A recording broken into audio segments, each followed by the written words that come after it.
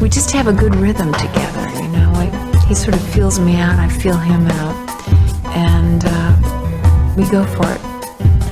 Hello, ladies and gentlemen. Welcome along to this director's commentary watch. Is that what we call it? A listen? A follow along for Sex and the City and the movie. That's right, a pleasure to be here. Thank you so much for joining us. I, of course, am Guy Montgomery, joined by my esteemed friend, Tim Batt. And I'm going to be very esteemed soon because I am going to consume a lovely bottle of red wine for this watch. Feels appropriate, feels good. Well, it does. It certainly feels akin to what we were doing on set. What am I drinking? Thanks for asking. It is a Chilean Pinot Noir from Macaracca. Look, truth be told, Tim, that's actually not what you're drinking. The first thing you're drinking is a Pinot Noir from Gun Estate here in New Zealand. No way. I believe a 2018, a very good vintage. Cheers. Here's to the two of us. And our fabulous film, Sex and the City. A triumph. When's the last time you watched this? For me, super recently. Yeah, same. I feel like I've never stopped watching it, really. So proud of this movie. And in a lot of ways, that's true. So, little known fact about Sex and the City. The fifth character in these movies, or in the show, is Woody Allen. The sixth, New York City. Yes.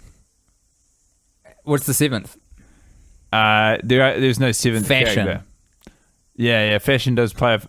Eighth, horoscopes. The ninth gal, yellow cabs.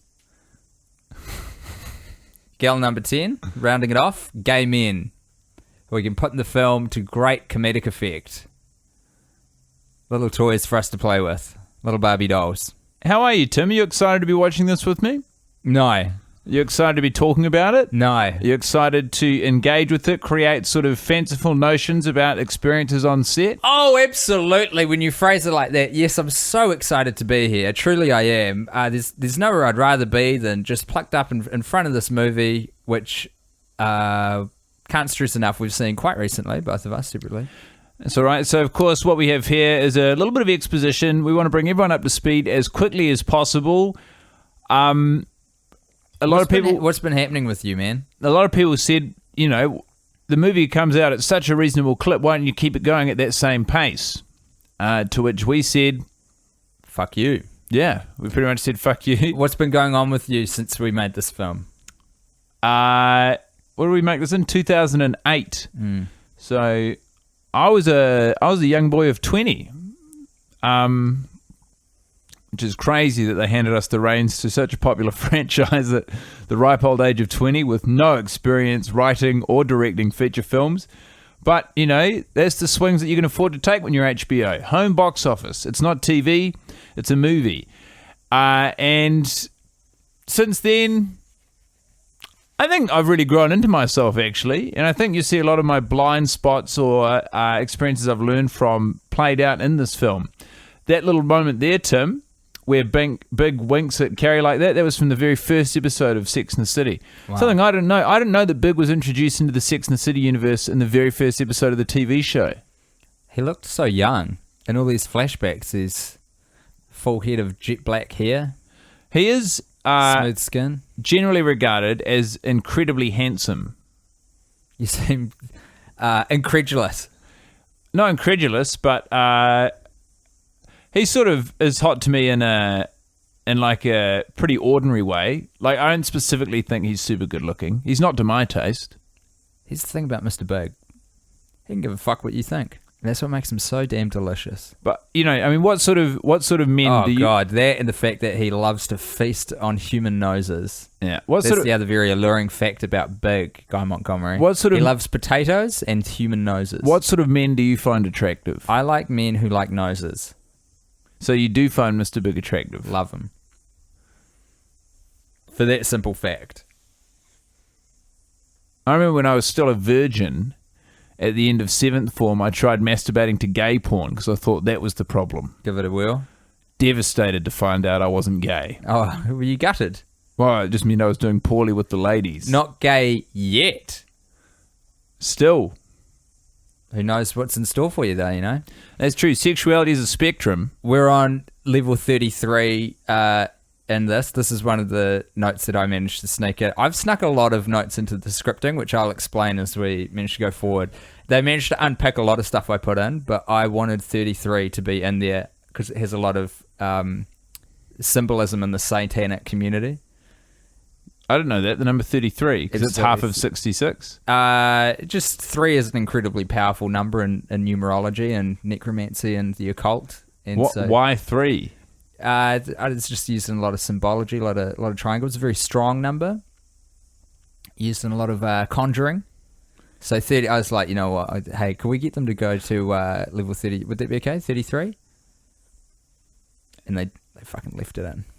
Who's they in this? Is they me? Script supervisors who look over it afterwards. And actually, that in this production, that did happen to be the case. I was trying to sneak bases past Guy Montgomery, and now we're back together analysing how we did. Yeah. It was my decision to leave that mirror in the corner of the room. That wasn't supposed to be there. Yeah, Chris Noth famously has never looked in a mirror before, and I was hoping to catch him out on screen. Not for the film, but just to put it in the blooper reel, send it into America's Funniest Home Videos. Yeah. You've not lived until you've seen a man north of 50 catch his reflection for the first time. He'd seen photos of himself. Yeah. Did he understand it was him, the photos? Yeah, he understands that. But there's still. He's never seen himself on camera. He's never seen himself in a mirror. He's never seen himself in motion. Oh. That's got to mess with a man's mind when you see that for the first time. Did you manage to get him? No. Nah, that makes me sad. That's right. You'll remember I did set up one day's shoot where I said we were going to be shooting in a hall of mirrors. But Chris didn't make it. And Sarah Jessica Parker did make it to set that day. She was catatonic with rage. I filmed her for 7 hours in a hall of mirrors. Mm-hmm. The secret was I hadn't actually put a false door in there, so it was just a hallway full of mirrors. How'd you get her? Was this sort of a trapdoor scenario? How did I get her in there? Yeah. I'm so glad you asked. Yeah. There's a bit of a trapdoor scenario. Very good. Yeah. We love trapdoors in the film industry. A couple of things you need to know about Hollywood. Number one, it is basically an industry forged on top of a long-standing battle between the Illuminati and the Freemasons. And secondly, bloody love a trapdoor. We love them. That's right. The Illuminati and the Freemasons both wanted to communicate their message to the world without outwardly acknowledging that that's what they were doing. And the means by which they both chose to do this was by releasing propaganda. Once they both caught wind that the other one was doing it, they sort of accelerated and advanced their efforts. Bit of an arms race. Yeah. And symbolism in the culture. I don't know that we'd say either of them won, but that is essentially, you know, with various other notes, what has led to Hollywood and movie making as we understand it today. I myself, of course, am a Freemason and a member of the Illuminati. I am not at liberty to divulge that information. What do you mean? What you just said? Yeah. I see. It's kind of an interesting way to start a conversation, isn't it? Hi, I'm a spy and I'm not allowed to tell you that. It's your classic double bluff. I think I'd leave the conversation. No, I'd pursue it. If I met that person at a party, I'd say, let's get to know you. Have you ever assumed a false identity? Have you ever lied? Constantly, yes, absolutely. It's a fun thing to do. Just to strangers, not to people I know. It probably wouldn't work. When's the last time you did it to a stranger? Very long time ago. Eons. What'd you do? I don't know. I can't even remember. Just make up a funny name, you know, and then fill in a backstory from there. What do you do? Volunteer firefighter by day, accountant by night. I remember one New Year's Eve when I lost all of my friends. Instead of being Guy Montgomery looking to be reunited with his friends, I was a South African exchange student. Mm-hmm. Named Vickers? No, I think it was Francois. That's good. It's a fun name. Where were you? Wanaka, New Zealand. Jewel of the North. Did it go well? No. Why would it? Beyond not having a very interesting character, I was also not very interesting. I was just some drunk 19-year-old. Mm. I remember because we were set to start shooting on this the next day. On your 20th birthday. the 1st of January, Yes. 2008. Now, this woman we hired from a commercial. She was the voiceover artist on a commercial promoting a new range of Hoovers. And we said, that is a hell of a voice. Does this person have a body? And they said, yep. They said, what do you mean? And we said, does she have a body? And they said, I'm not sure if you're allowed to ask that. And we said, I think you've misunderstood. We literally mean, does she have corporeal form on this plane of existence? We want And to they put her said, in a movie. My mistake. Yes, of course. She can be captured by cameras. And we said, wonderful. Captured by cameras. Is it? That's Now, this is a fashion item that I've talked to you about in the past. This necklace that Sarah Jessica Parker chose herself. the third eye.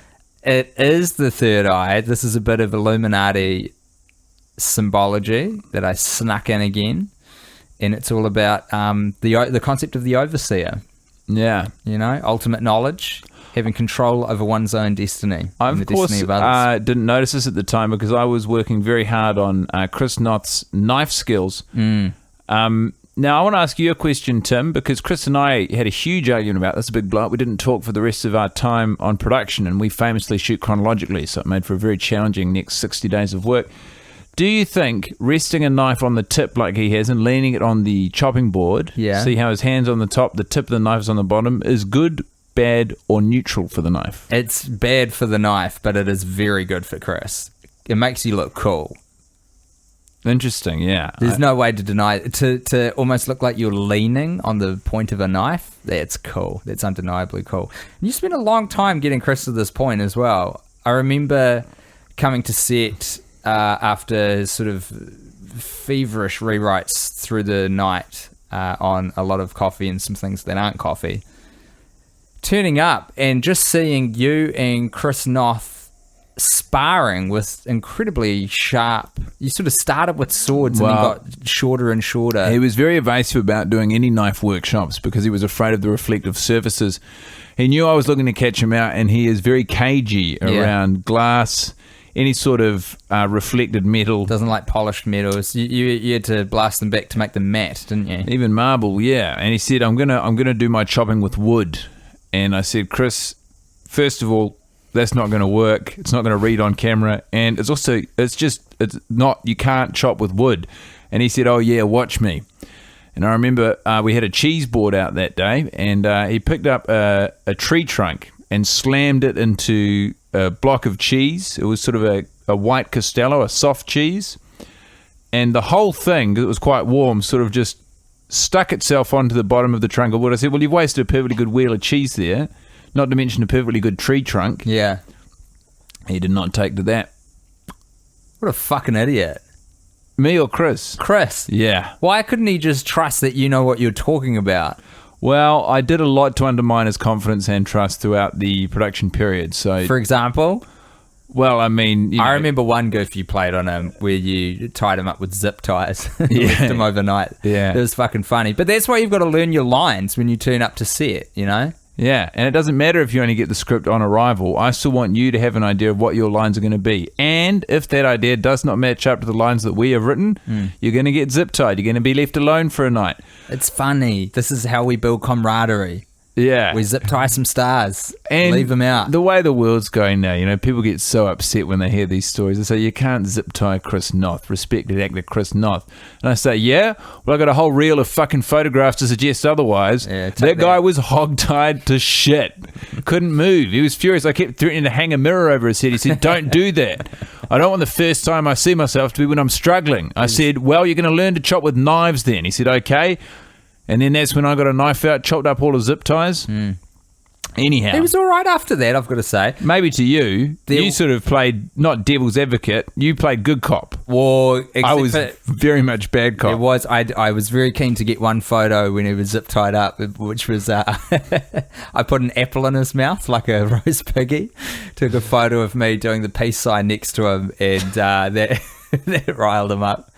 But apart from that, we're all adults. We're all in the business of trying to improve the prestige of the Illuminati or the Freemasons, respectively. Possibly both. And everyone wondering, where the heck was SJP? Where was Kim? Where was Kristen? Where was Cynthia at this point? They were egging us on. I'm not going to name names, but Sarah Jessica Parker was egging us on like no one's business. Sarah Jessica Parker had a suitcase, a Louis Vuitton suitcase, filled with zip ties, and she said, if you don't get Chris, I'm going to get you. This is another piece of numerology that I snuck into the script. 75 is a very satanic friendly number. 76, a little bit more neutral. I wish you'd told me that this is what you were planning to do, sneaking all these numbers. I'm happy for numbers to be in our movie anyway. I wish that... I couldn't chance it. I know you're a double agent working on both sides, which sort of makes you a bit of a neutral person, but there were too many people in that writer's room and in the sort of directorial team, of which many people joined Mattress Pikelet King. He doesn't like to talk about it, but he had several people stacked on top of each other in several trench coats helping him on the directing duties. I don't know who's a Freemason. I don't know who's Illuminati. I can't take my chances.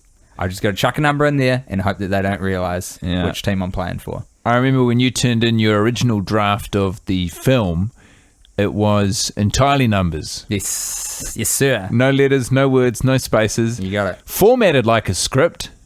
Sort of had all the feel of a script. It felt like you had... in that typewriter font. You had written a movie. Yeah, all numbers though. Now, you will have noticed that we got the character of Charlotte York to scream there. And what you don't know is, as a compromise between Tim wanting to have a movie entirely based of numbers and my desire for a slightly more traditional model of a film, we wrote all of Charlotte's scenes to just be screams. But a lot of people found it unsettling. As I've said, Chris Noth was sort of off balance the whole shoot, and whenever he'd hear her screaming, it would sort of set him off like a young dog. So we had to reduce it and eventually give her some lines. Kristen Davis, funnily enough, very interested in the screaming role. Thought it was quite an exciting direction for Charlotte. Yeah. In fact, from memory, once she received the translated script in English, she said, "This will be a scream." Her words, not mine. It's a bit of fun. Gorgeous Candice Bergen joins us on screen. Legendary star of the small and larger screens. That's right. You could say her small screen TV, but sometimes now TVs are big. Her career is Candice Burgeoning. Could. Do you think that's been written before? Maybe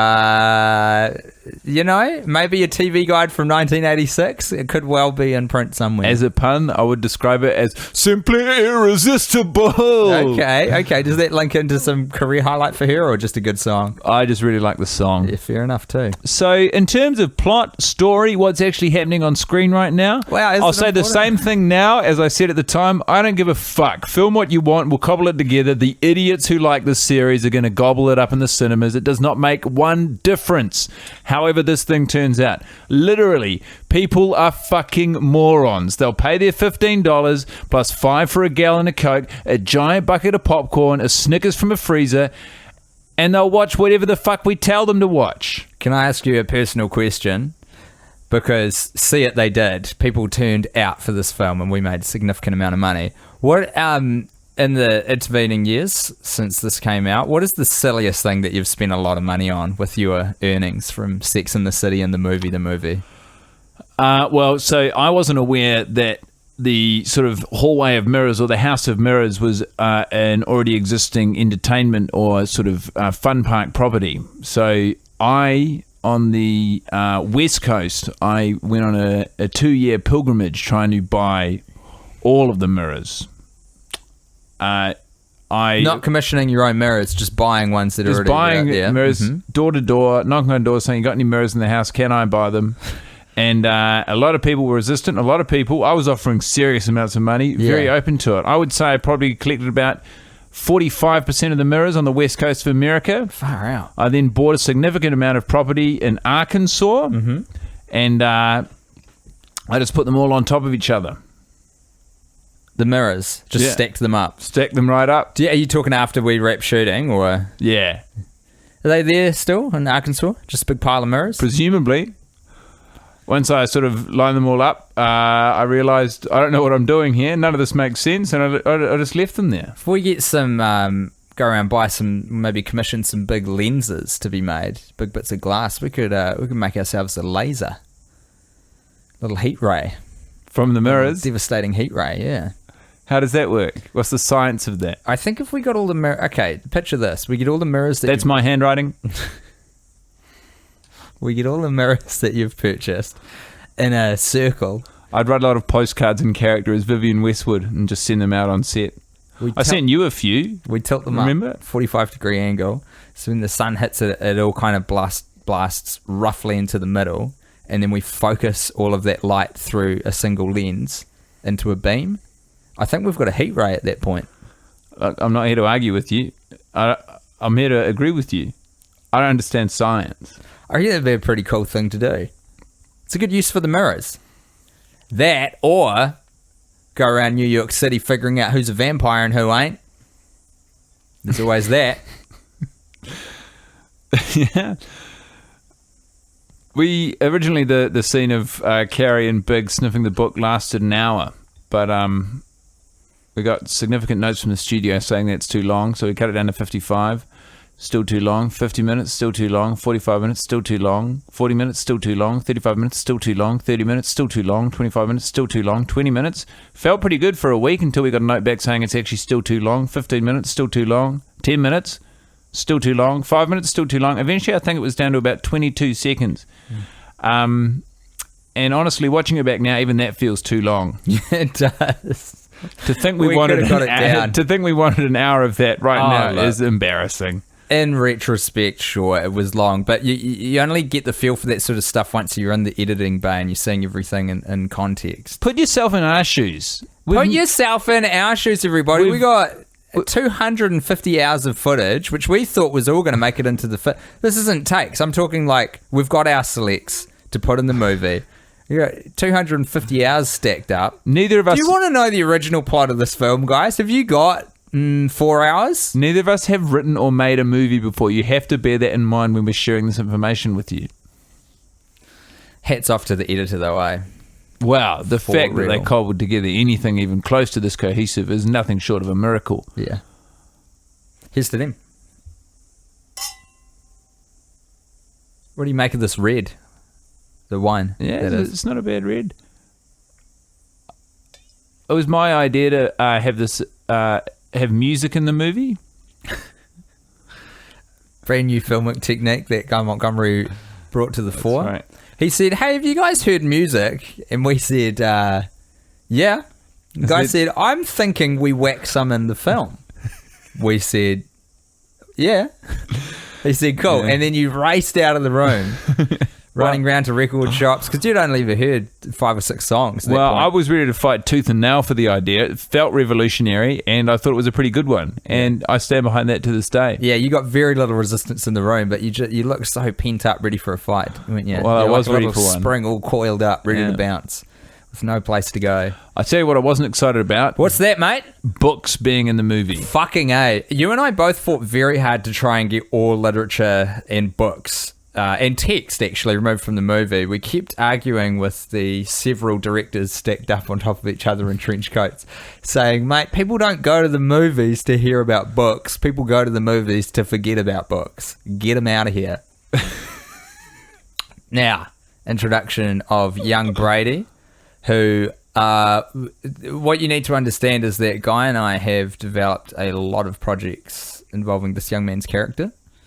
Not any of them have been greenlit so far, but we have got merch ideas, children's animated series, Lunchboxes, playing cards, pajamas.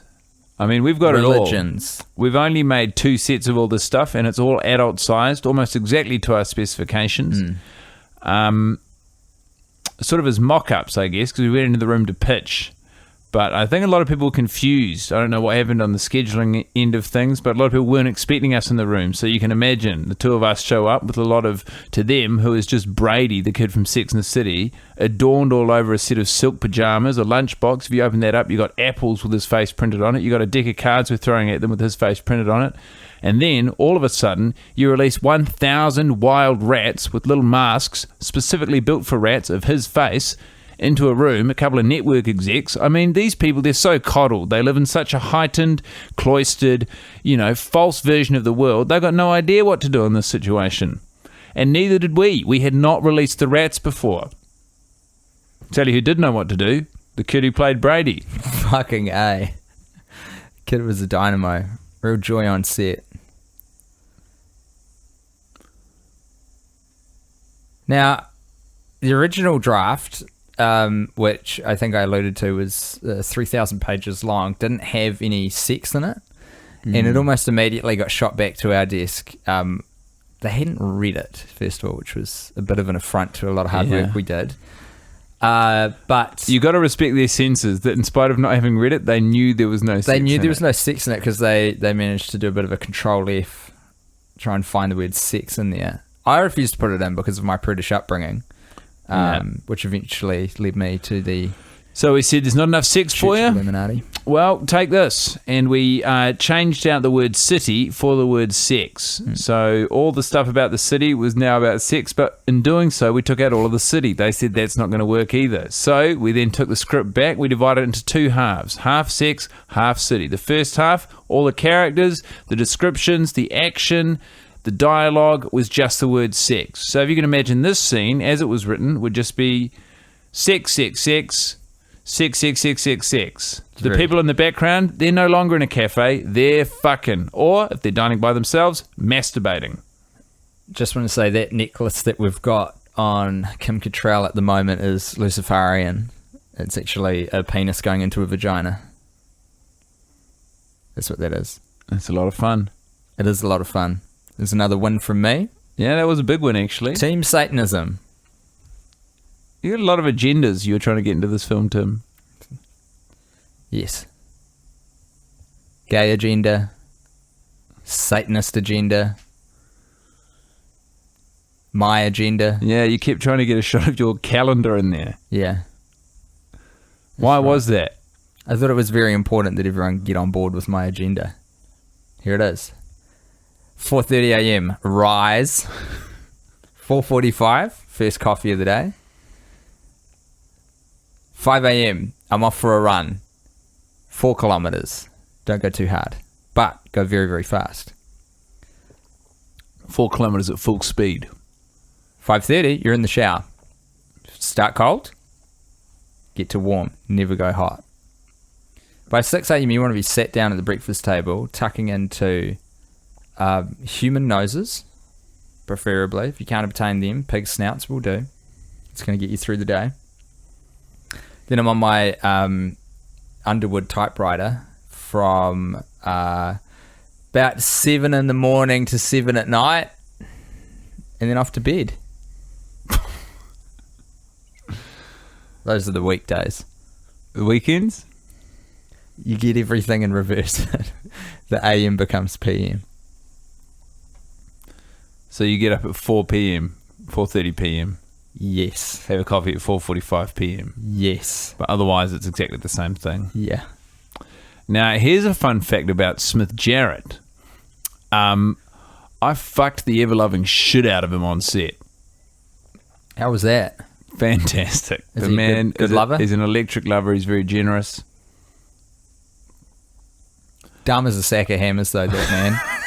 I have got nothing to say about this movie. Smith Jarrett, can't even remember the man who plays him. This is how wafer thin he was as an intellect on screen, or on set rather. What I'm trying to say is this man is a dum-dum. We were giving him very specific directions because we'd be like, you start here and just walk over to Samantha and deliver the line. And he would say things like, how do I walk? And we'd have to block out how the left foot goes in front of the right foot when a human walks. It's the strangest thing. I've never experienced anything quite like it. Yeah, when you say that, it did sort of the way we had sex did now, with hindsight, feel a little bit exploitative on my end. Yeah. This big muscle-bound man, exhausted from a day of learning how to walk. And me, running around Los Angeles with a lot of mirrors. Yeah. It's exhausting, thirsty work. It's hard trying to teach a grown man how to walk, especially when you're laden down with that many mirrors. Now, this is our introduction of Dante into the film. This is where we got a big win for... once we kind of cottoned on to the fact that we need to insert some sex into the script, we came up with this idea of transforming Samantha into a total voyeur. They weren't fully enamored with the idea. The teams of directors stacked on top of each other inside trench coats, led by Mattress Pikelet King. But once we started to lead them down the garden path of saying it'll be very tastefully shot, we won't see too much peen, but we'll see just enough, no full cooch, we'll get some titties in there, they started to warm to the idea. And before you know it, we've got a recurring through line of one of the main gals just staring at her neighbour having sex every night. It's exciting, it's avant-garde, and yet somehow a timeless cinematic concept. Perving. There's the original subtitle for this one. It's like how You'll notice... you know how Star Wars is called Star Wars A New Hope? Mm-hmm. But everyone just calls it Star Wars? Maybe they gave them that subtitle afterwards. This was supposed to be Sex and the City perving. Sex and the City, the film. Sex and the City and the movie perving. You'll notice, for how big this closet is, not a mirror to be seen. Good point. Would have scared the Chris's too much. Can't worry the Chris's. Absolutely. Chris Noth, a lot of people don't know this, because a lot of people think of Chris Pine, Chris Pratt, these guys as the... Chris Evans? Yeah, Chris Evans as the Chris's. Chris Noth includes himself in that conversation. Yeah, he shouldn't, because no one else does. I don't know, man. You ever get the feeling you've seen your own work too much? Absolutely, man. Like, just at some point, it's too much. It's an assault. We need more wine. I'm not looking forward to the Chilean $10 bottle that I've procured. I don't foresee good things. I think it's going to be Let me great. hold that glass for you. A fun detail about Samantha's character in this film is... She sucks. Not that, but we sort of thought, well, she lives in Los Angeles, but why don't we remove that as an interesting plot element by having her literally spend her entire life in New York? A lot of the time we'd think of a clever idea or something that might, function in terms of story or plot development, and then we'd figure out a way to take it away, because that way we've earned the right to do it. Just missed, the shot of Noel Fielding on the shelf there, who he dressed up as Joan Jett to recreate that famous album art for I Love Rock and Roll, I think it was. Yeah. That is Noel Fielding, if anyone's curious at home. Like this. For those of you not watching along with us, I was just singing a lyric from the Aerosmith Run DMC mashup, Walk This Way. A song we decided to use for a fun montage in which Carrie would try on various different outfits, both from the movie that we hadn't seen before and also that were worn during the TV show. Sort of as a nod or a homage to the fans who we are otherwise taking the absolute fucking piss out of. The hardest bit for me of the whole production of this film, I think, was trying to do everyone's charts. When you have an ensemble cast, there are a lot of birthdays in the mix, a lot of competing signs, a lot of risings that you have to coordinate. And it actually adds a tremendous amount of expense when you can only shoot with two people at a time, but there's sort of four main characters in a movie and you've got to digitally stitch it together at the end. But when you've got a Cancer with Taurus rising, a straight Virgo, a Aquarius, and a fucking Scorpio all in the same film and leading roles, there's no way in you would be a mad person to try and get them to be in the same place at the same time while you shot. You couldn't do it. So that's why I'll forever be grateful to the artistes in the CGI department who managed to stitch all this together to make it appear like the gals are appearing at the same time. I'll forever be grateful for them. Yeah. Forever. We do owe them a debt of gratitude. After it turned out we'd gone well over budget, and of the 250 hours of takes we'd approved for use in the film, 249 hours of them were unusable. They were left with an hour and a half, not just of images to render, but story to patch up. Without wanting to give away too much of the stuff that they inserted of their own volition, outside of what we'd scripted and shot, pretty much the entire middle section of the movie is theirs. So we did the opening gambit with the introduction of the characters, the sort of cursory oversight of where the Sex and the City world and universe was, and we also did the credits. Otherwise, while we can talk and speculate about what happened on set, this is pretty much all CGI. And honestly, they fought pretty hard to get this entered as an animated feature in the Oscars, or at least if only not as the best animated feature, best animation. Disney blocked them, of course. Oh, and so did we. We said, well, then everyone's going to know about the errors we made. Yeah. And they said, We well, wouldn't have it. they kind of should. Disney, of course, famously aligned with the Illuminati, so they knew that they could sort of get on Camp Timbo. And I'd seen some of the bigwigs at Temple. Now, here's an interesting thing to remember when you're watching this scene. So I've this got is a where few favours owed by some pretty high up people in the organisation, if you know what I mean. Sorry, off you go, Monty. you sign a non-disclosure agreement. You're not even meant to say that. But That's true. the people who you're talking about know who they are, and they will be quivering in their boots. So we had a bit of trouble getting this scene off the ground, if only because the actor playing Steve Brady kept saying, "I'm not married to her. I haven't cheated on her." Yeah. And we'd say, well, that's, as it may be, that's not necessarily relevant for what we're trying to capture here, which is the experience of your character being married to her and your character having cheated on her. And he said, I haven't. I haven't, and I won't. And we said, okay, feels like you're repeating the same point here. Are you married in real life? He said, no. We said, have you cheated on anyone in real life? He said, no. And we sort of came to loggerheads, and as we've just mentioned, all of that was CGI. Very difficult man to work with. And I'm not quite sure how he managed to get through the entire series of Sex and the City without sort of being familiar with what the concept of acting is. To his credit, he'd show up every day. He'd show up every day, and then we'd have to digitally erase him. Lovely man, though. Phenomenal, huge, beautiful penis. Yeah, and seriously taut buttocks. The guy is an undercover hottie.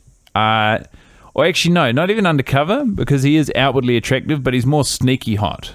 Sneaky hot. Of course, we can see in the back of shot here, Brady playing with a sort of Commando G.I. Joe man, getting some cues from a military figure on how to command an army. What you can't see is an earpiece in his right ear, in which Tim was whispering various different instructions on what to do with the action figure. Throw his arm up in the air, put a fist up there. It's an old Illuminati symbol. This is a bit of the film. We're at sort of the 38-minute mark now, folks.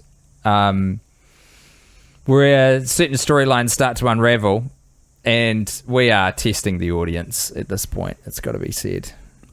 We weren't just testing the audience, we were testing ourselves. It sort of became like a... What's happened? Let's bring people up to speed. If you're watching this track without the accompanying movie, what do we got right now? We've got a marriage in turmoil. Steve has just announced that he's been cheating on his beloved Miranda. That's right. Charlotte and Harry have been given absolutely nothing to work with. They are happily and boringly married while raising an adopted daughter. Carrie and Big are at somewhat loggerheads over the planning of their wedding, which was meant to be small and has grown into something much larger. And then, oh no, that's everyone, is it? No. Samantha Jones, living in Los Angeles, voyeuristically watching her neighbor Dante have sex with a variety of women, falling out of love with her life with Smith Jarrett very slowly but surely. That synopsis took about 30, 40 seconds. That's right. We could have saved so much time. Well, if we treated the whole movie like we treated the montage at the start. People keep saying this, and I say the same thing to you. I said to them, I have regrets. Regrets, I have a few. Chris Noth really showing his Oscar-worthy acting chops here. That's It's right. phenomenal. That was an improv. Get him in all black. He looks like a floating head in this scene. He's got black eyebrows, jet black hair. He's got a black shirt on, black pants. He's just got this slightly... he's got a beautiful tanned olive face, just floating. Is it interesting to you to think that all of these people worked very hard to get to where they are in life and in their careers? Like Chris Noth, Sergio Kapaka, when they signed up for the TV show Sex and the City, no idea what it would become. And then they ride the highs of what it is, you know, through the days when they're genuinely making a difference, cultural and critical darling, moving the conversation forward, really contributing to society at large, to the cynical cash grab that we orchestrated and executed in this film. This Hollywood, baby. This the train, isn't it? Everyone's doing important work at the start and everyone's collecting a big old important check at the end. There's a poetry to that, you know? I just can't believe that this Ashes to ashes, importance to checks. there's another hour and 40 minutes of this film to go. And That seems absurd to me. what I'm wondering, wait, it's even longer. Jesus Christ. An hour and 50 minutes. Boy, howdy. I feel sick to my stomach at the thought of that. It is truly terrifying. Really scary. And all I've had today so far, Yeah. 2 pieces of toast, Uh-huh. half an avocado, 3 tomatoes, and a banana. Well, it feels like as the list went on, I was like, well, that's not so bad. A lot of soft foods. Yeah. Are you a bit worried about the toilet situation that you may be brewing? No, I think the toilet situation is going to be fine. I have had 2 coffees, but I've also had 2 poos. I'm mostly worried about the unholy amount of wine I've realised I'm going to consume to make this experience enjoyable, at least for myself. Actually, we better get cracking. I feel like we might be a bit behind. We're so busy gas bagging over here, we're not paying enough attention to the wine. Which, by the way, can I just say, beautiful notes of, red wine. It does taste like red wine. We're going to get through this. Yeah, I want to hold on to your hand for a little while, Tim. Physical intimacy is important. Yeah. What What is that song?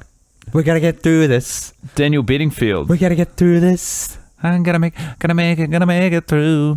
Hey, Is he I gotta Kiwi? get through this. I gotta get through this. He is a Kiwi. I think one of those people born in New Zealand, largely raised elsewhere. But we happily claim him as our own when he's doing well, and when he's not, we still claim him as our own. Oh my fuck! All right, here's where we're at, everybody. Engagement dinner.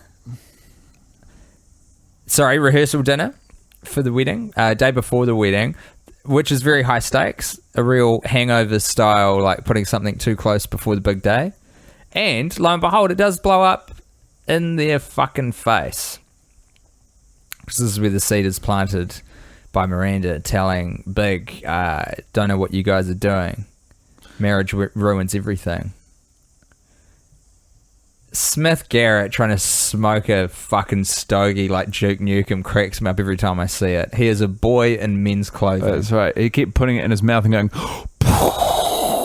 You're not Arnie, mate. Admit it. You can't smoke a cigar like that. Just smoke it normally. In the crook of your index finger. It's not for you, mate. Your hands aren't big enough. what's it like being married, Tim? Oh, look. It's bliss. It's great. Someone's got your back. That's so great. That makes me really happy. Everyone should go get married. Find the next person you see. Go get hitched to them. Marriage isn't some archaic, outdated notion of, long-term commitment and monogamy. It's a beautiful lease on life in which you find someone you love, cherish, and care for. They feel the same for you, and you support one another through the hard times and the good. Unless you get a dress gifted to you by Vivian Westwood, in which case it becomes a sort of avatar for your own vapidness, devolving into, a sensationally selfish exchange where you've completely missed the point.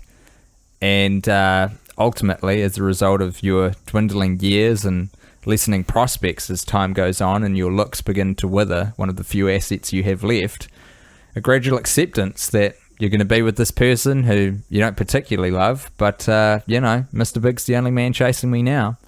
So I guess right. I'll settle down and start a lovely little compromise nest. A lot of people get married for fear of being alone, but sometimes the loneliest we feel is when we're in the company of others. And to me, That's the scariest fucking thing in the world. A great philosopher once wrote, one is the loneliest number. That you'll ever do. Not according to Guy Montgomery, for two. 2 can be as bad as 1. As bad as 1. It's the loneliest number after number 1. Who wrote that? Harry Nilsson. Is that true? And people say he's just a pair of tits. That is true. Harry Nelson, his career was derailed by the crippling disease that is alcoholism. He was one of the most gifted songwriters and performers in the history of music. Wow. But couldn't quite get it together. He also sang that song, you put the lime in the coconut, you drink it all up. You put the lime in the coconut, you call the doctor, wake him up and say, doctor, doctor, ain't there nothing I can take? I said, Doctor. singing before the hour mark has to be an all-time low for the Yeah, lads. that's not good. Do you know, every time I hear that song, that reminds me of Practical Magic. Now that is a film. I haven't seen it. It reminds it's me good. of my dad. He used to Sandra love Bullock. saying that. It's a good song. I can imagine Stephen belting that out, shirtless, making some pancakes for the kids on a Saturday morning. I am disappointed to reflect upon how little of my childhood was spent with my dad shirtless. That fucking prude was always tops and bottoms on. You know when You're really making up for lost time, aren't you? I am. I Getting your remember. dick out on stage. Oh, when did I do that? It's happened. I was there. Oh, but that was in service of a joke. It's true. That wasn't just a dick out on stage. That wasn't me going, my dad was clothed. Take this. Yeah. When you're younger, you know how much time you can spend in the water? If you go to the Yeah. beach, if you're at a pool, it's like literally... Funnily enough, I frequently had this conversation with my wife, who grew up at the beach. Yeah. And she said, it's just amazing. I used to get out there, I'd just be out there all day. And then your dad or your mum might come in for a swim and you're like, yes, finally, this is going to be amazing. We're going to spend 3, 4, 5 hours in here. Are you kidding me? And they only want 4 to 5 minutes of pool time, beach time. Do you think it's the perception of time? You know what I mean? Like, do you think when you're a kid, you're actually in there for the same amount of time, but no, 5 minutes was I an mean, hour? yes, the percentage of time does play it's come into play to some degree, but genuinely, have you spent time with kids around pools? They will stay in them until they are like hypothermic. True. They're Kids love water. completely pruned, sick, shivering, blue lips. Poisoned by the chlorine, bleached by the bleach, which I add to my pool. That's right. So I guess The wedding day's tomorrow. Big's experiencing doubts. Thanks. And I don't want to spoil anything for those of you who haven't listened to any of the podcasts before, haven't seen the movie, somehow listening after 50 minutes of absolute rubbish to this podcast. Big's going to jilt Carrie.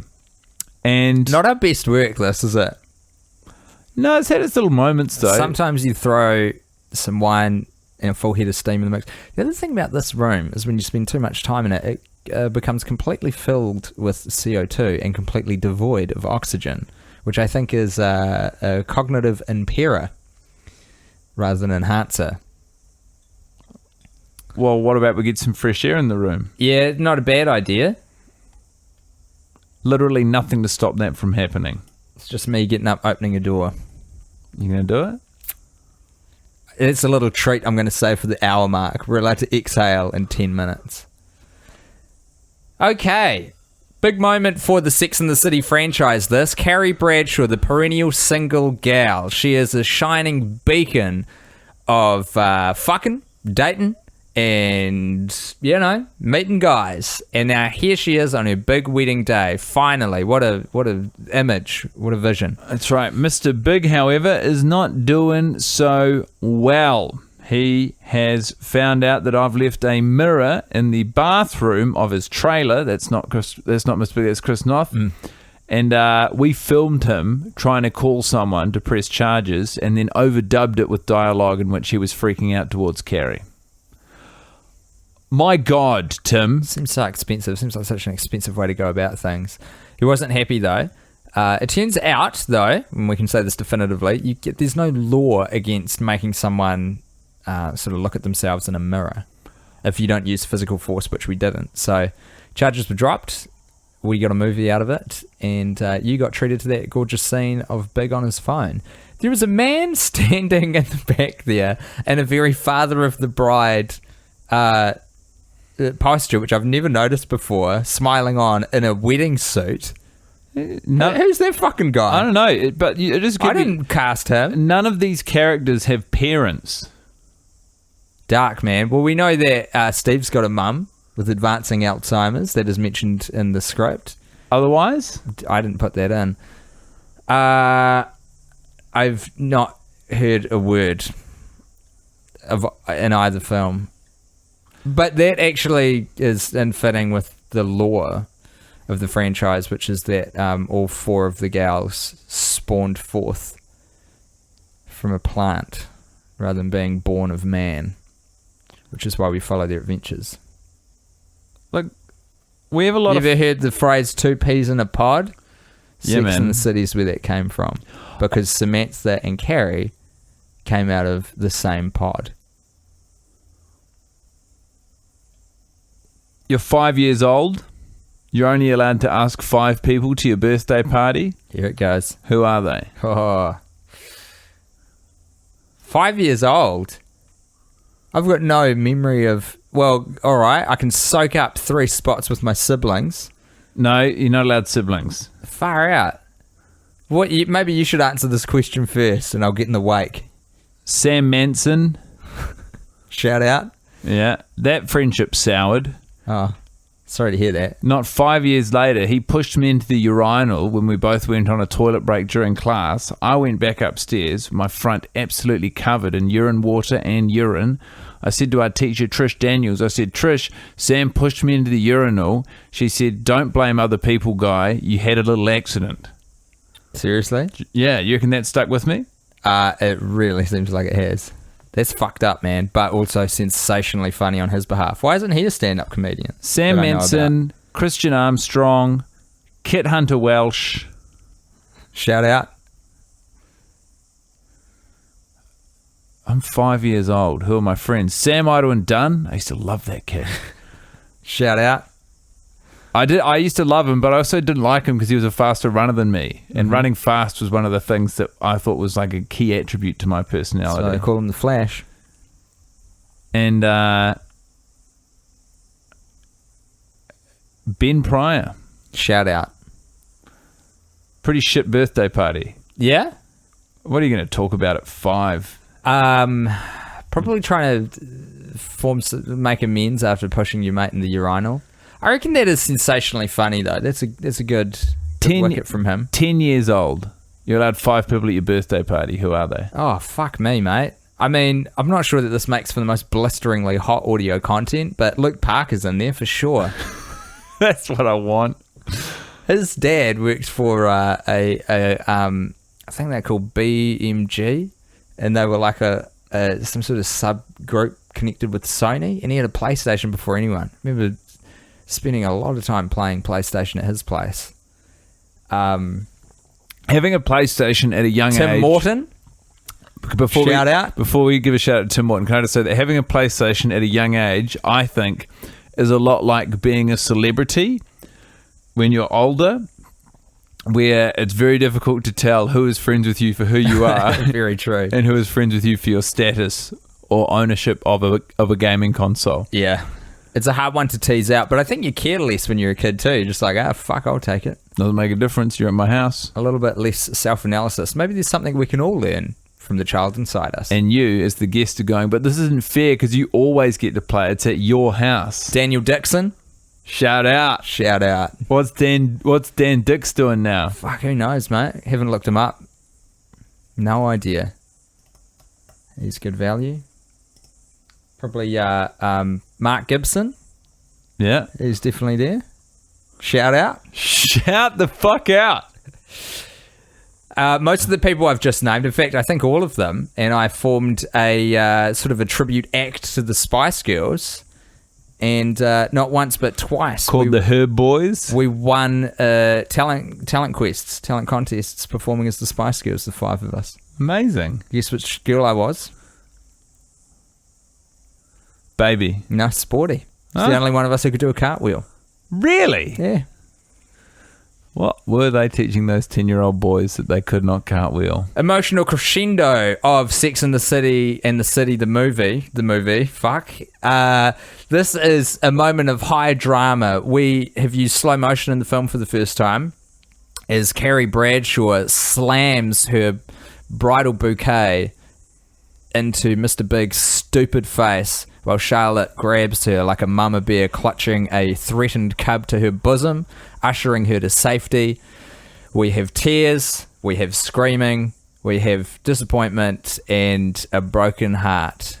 One of the strongest bits of acting in the movie, that when Charlotte chastises Big for jilting her friend, and rightly so. To be honest, if someone jilted one of my close friends, I would be ropeable. It's no good. It's no good what he's done. Did you but experience he does any nerves or cold feet on your wedding day? No, none. Pure excitement. Yeah, That's what you want. definitely. No, I didn't get the cold feet thing, eh? I find it very... Did Zoe? well, not that I know of. Yeah. But you'd have to ask her, wouldn't you? Well, I don't... I've asked her. She And? said no to me. Yeah. You might get a different answer. No, I don't think I would. You're very happily married, but that's not to say you don't still experience cold feet on the day. You have little moments, little freakouts, that aren't actually representative of how you feel. It's just your brain And laying out an alternative reality. I'm not here to say, like, if you do get cold feet, that's not a perfectly normal reaction to a wedding day. It's so common that it's got its own terminology. Cold feet. I'm just saying I didn't get it. But that's because I tend to... I do some scary things, so I try to, like, make them not scary in my head. Getting on stage and performing, that's scary for most people. You just got to compartmentalize a little bit. Yeah, this will be fine. Don't worry about it. What's the Keep your biscuit. What's the etymology of cold feet? Maybe it's like having wobbly legs or something when you're nervous. Knock-kneed, Yeah, cold feet. it's an interesting one. Who's to fucking say? I am so grateful to those of you who are listening along with us right now. And I'm also so sorry. Yes, I'd like to echo those sentiments. I just don't know what to say to you. Like, sometimes you get in the room and the alchemy, it's not off, but it's also not on. What star sign are you, guy? I'm so happy to be next to Tim. I'm so happy to be drinking wine with my friend, but I'm so upset at what is transpiring on the screen in front of us. And we are trapped between just genuinely talking to each other and having a good time and catching up and honouring the concept that we're talking about or over this movie.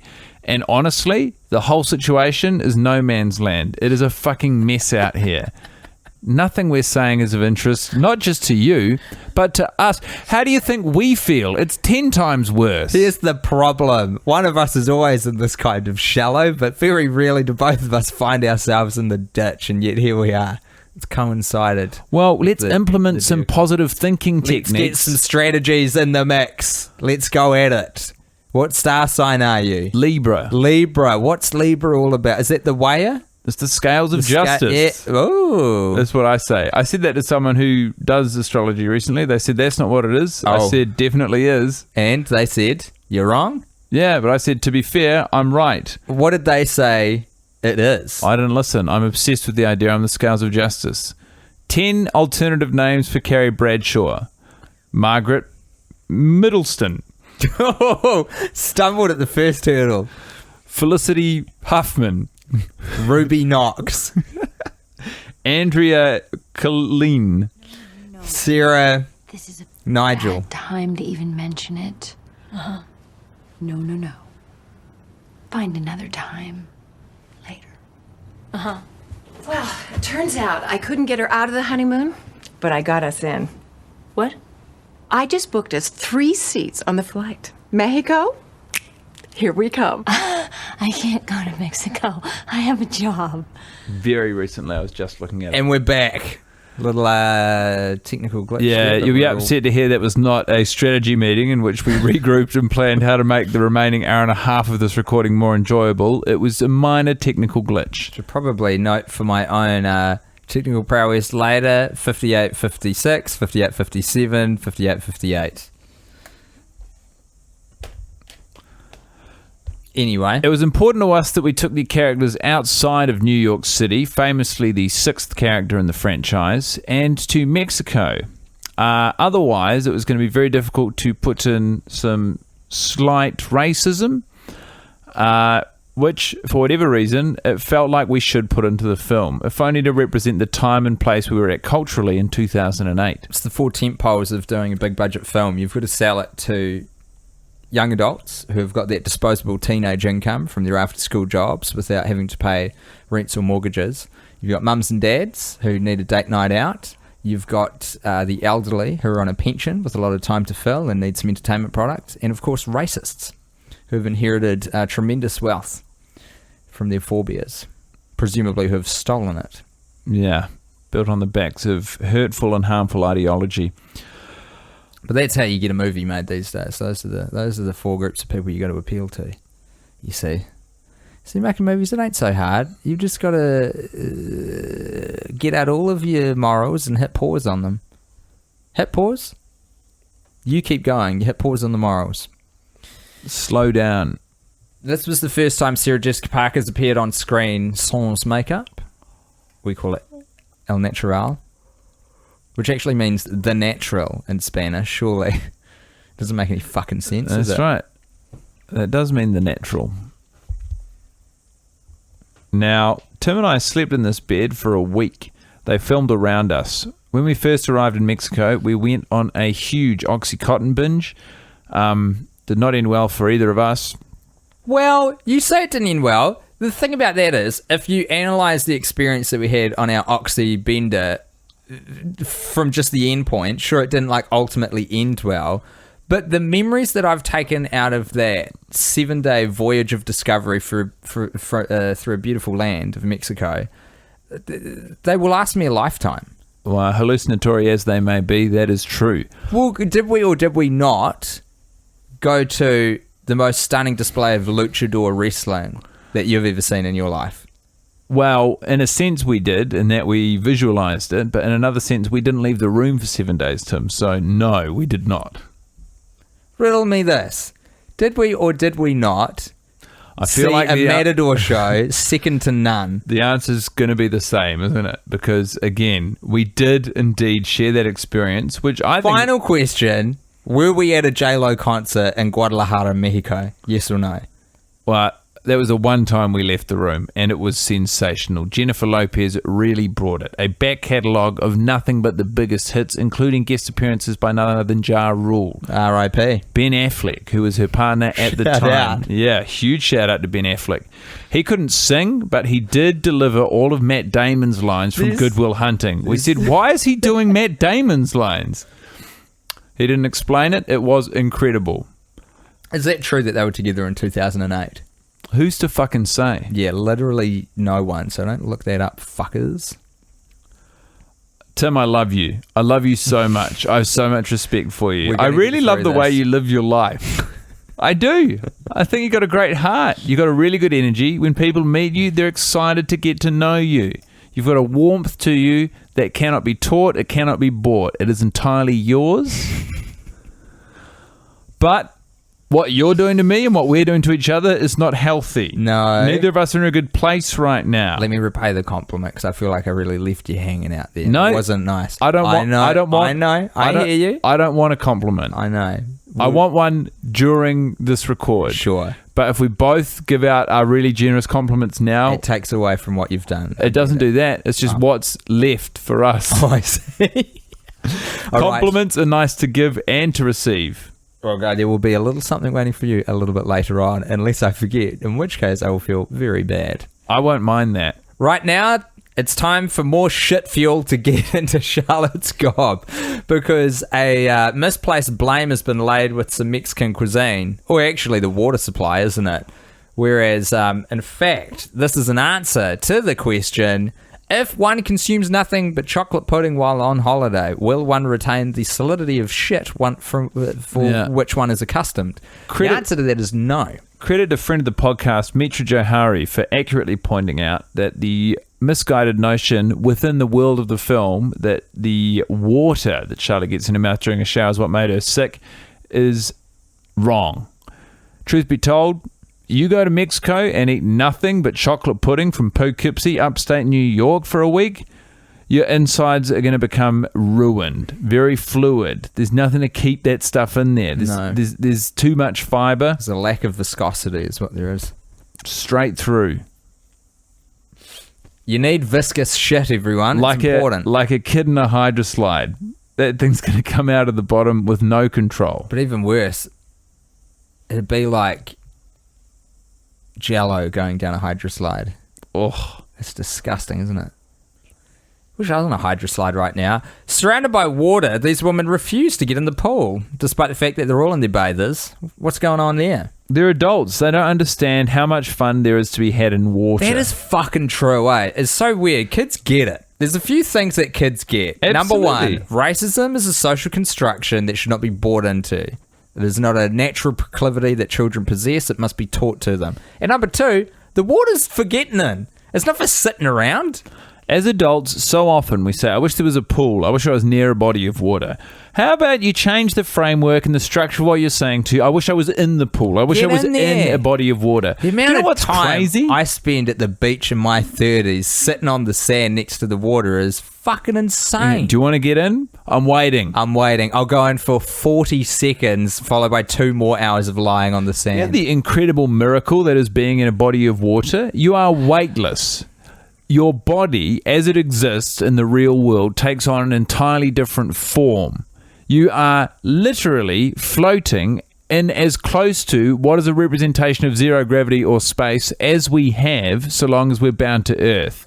And yet, we'd rather spend our time waiting to get to the right temperature before we climb into the body of water. It is a disgrace. It is a humiliation.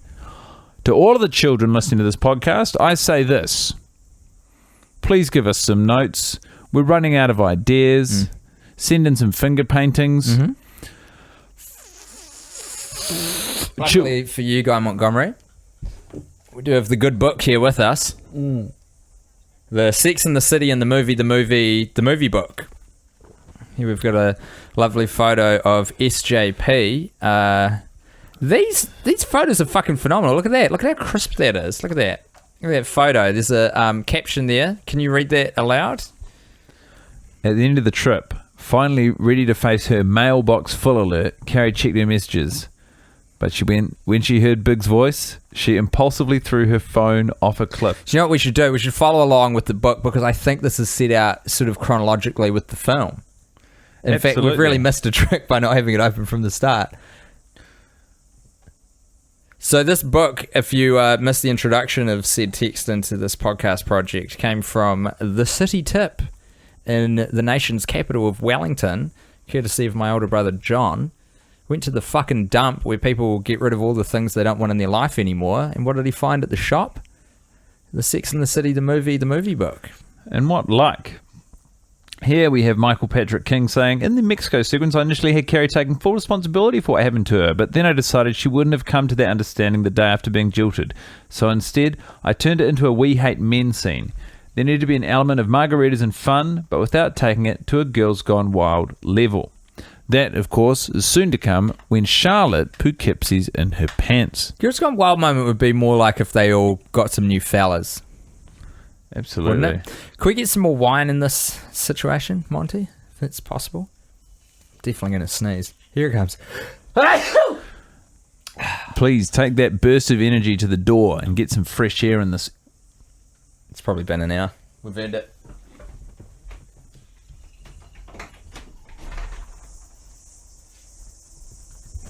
Crickets, both reflective of the fabulous temperature we're enjoying in the summer of New Zealand and the boredom that we face watching this film. It's for both. Cheers. Here's to,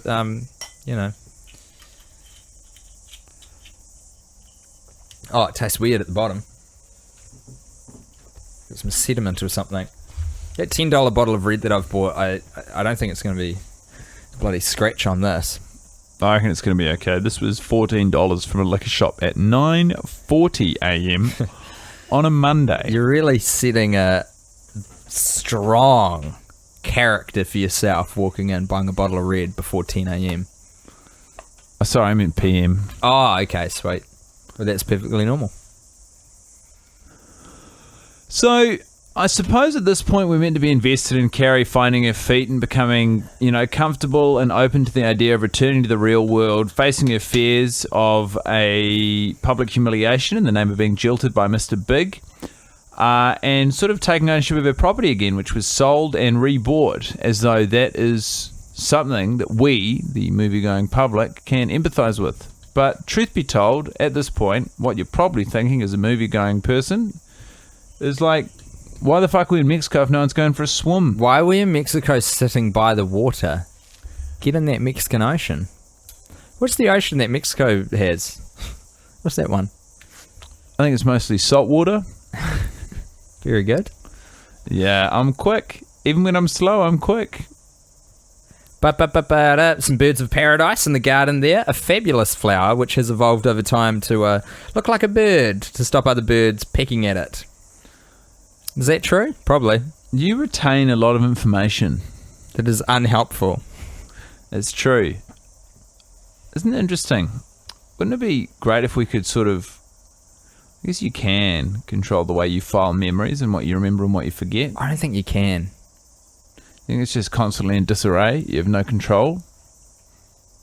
Well, I wouldn't say disarray, but I don't think you've got a good command over your style of retention. You know what? And this will date this a little bit, but we are both demonstrably clutching at straws for topics right now.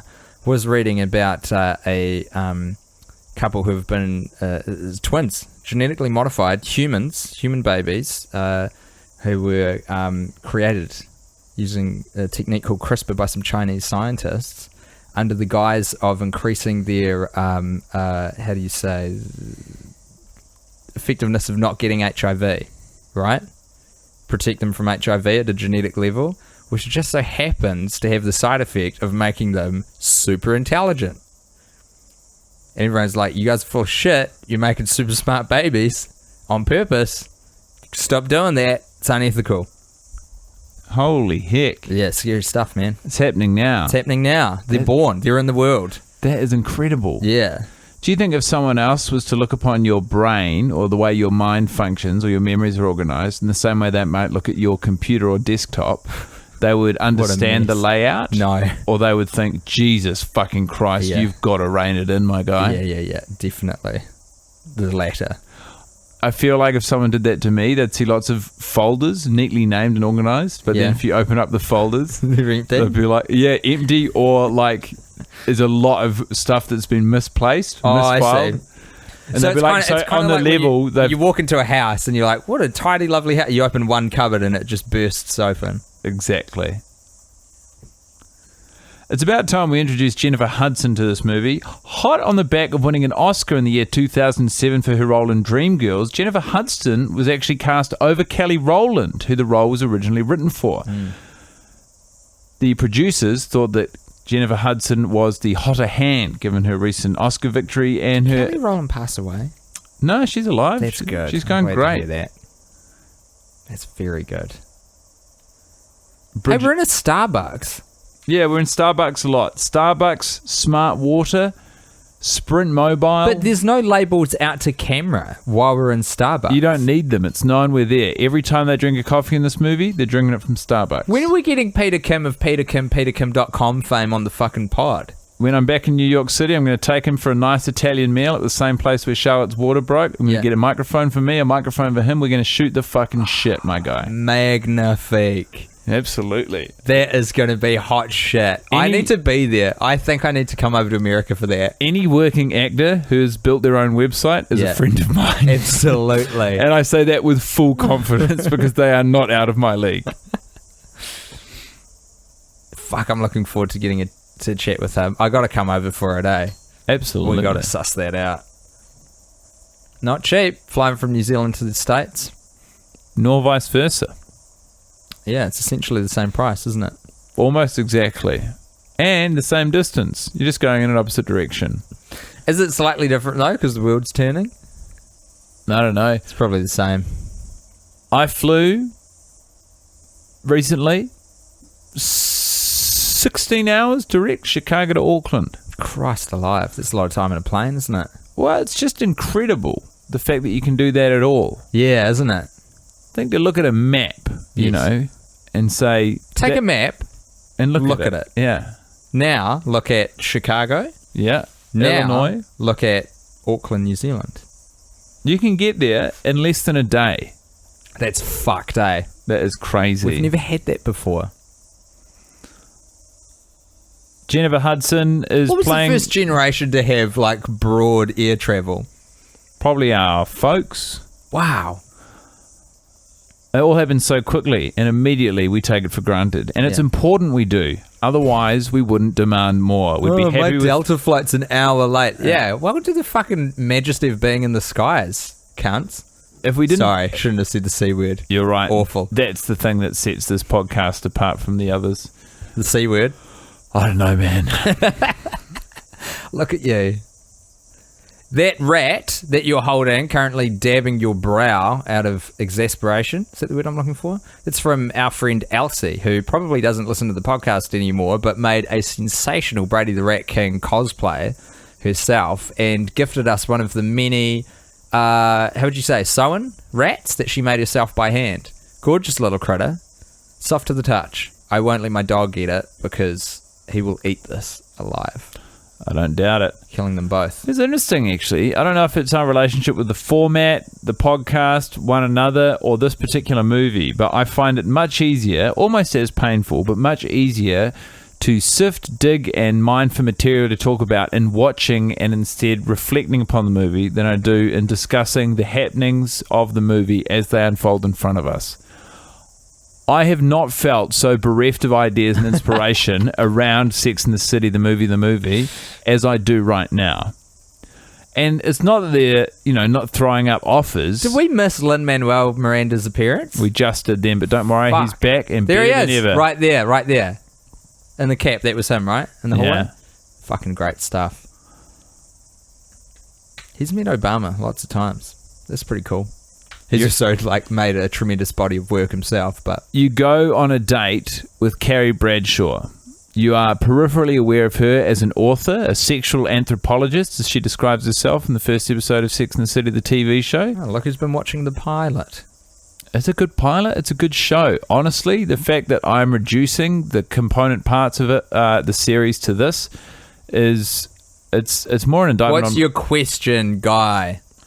Are you nervous? Do you go in with any pre-prepared questions? What are you going to talk to her about? So was the premise I'm on a date? Yeah, first date. Well, you know who she is. I am terrified that my wife is going to find out about this, so I enter with fear. You are not married to... I'm not. You're not married? What's in happened? this hypothetical situation? I'm a widower. You're not a Zoe's widower. passed away. Jesus Christ, absolutely not. You're not a widower. You are just not in a relationship. You Okay. never met Zoe. You are Gotcha. still single. Right. You're out there. You want to meet someone and form a meaningful connection. You go on a date with sexual anthropologist Carrie Bradshaw. Mm-hmm. What do you talk about? Do you think you have a connection? Do you think there's a chance for you guys to get to it? Fascinated to hear what it's like to be a professional writer, Interesting. Good angle. you know? Probably a lot of talk about the creative process, shove the the microphone challenges up my of being in charge of your own time, being accountable to no one but yourself. Sometimes very relaxed boss, other times real taskmaster. Never also the- entirely happy with my output. Not just the method, but the topics as well, That's what you want to drill into. Sexual anthropologist. It's interesting. It's an interesting title to bestow upon yourself, isn't it? Absolutely, but you can see how it works. This is America. This is the home of capitalism. If someone introduced themselves to me as a sexual anthropologist, I would assume that they had looked at the sexual habits of humans over, millennia, rather than like a contemporary. It's more of a sort of a sociologist of. Well, it's just a sociologist, isn't it? Sex is a part of that. Anthropology is the study of people, though, right? I don't know. I thought it was the study of people over, as a species, sort of over time. Who's to say? We're just two boys enjoying a bit of red wine and some other stuff in front of our 25th watch of Sex and the City, the movie.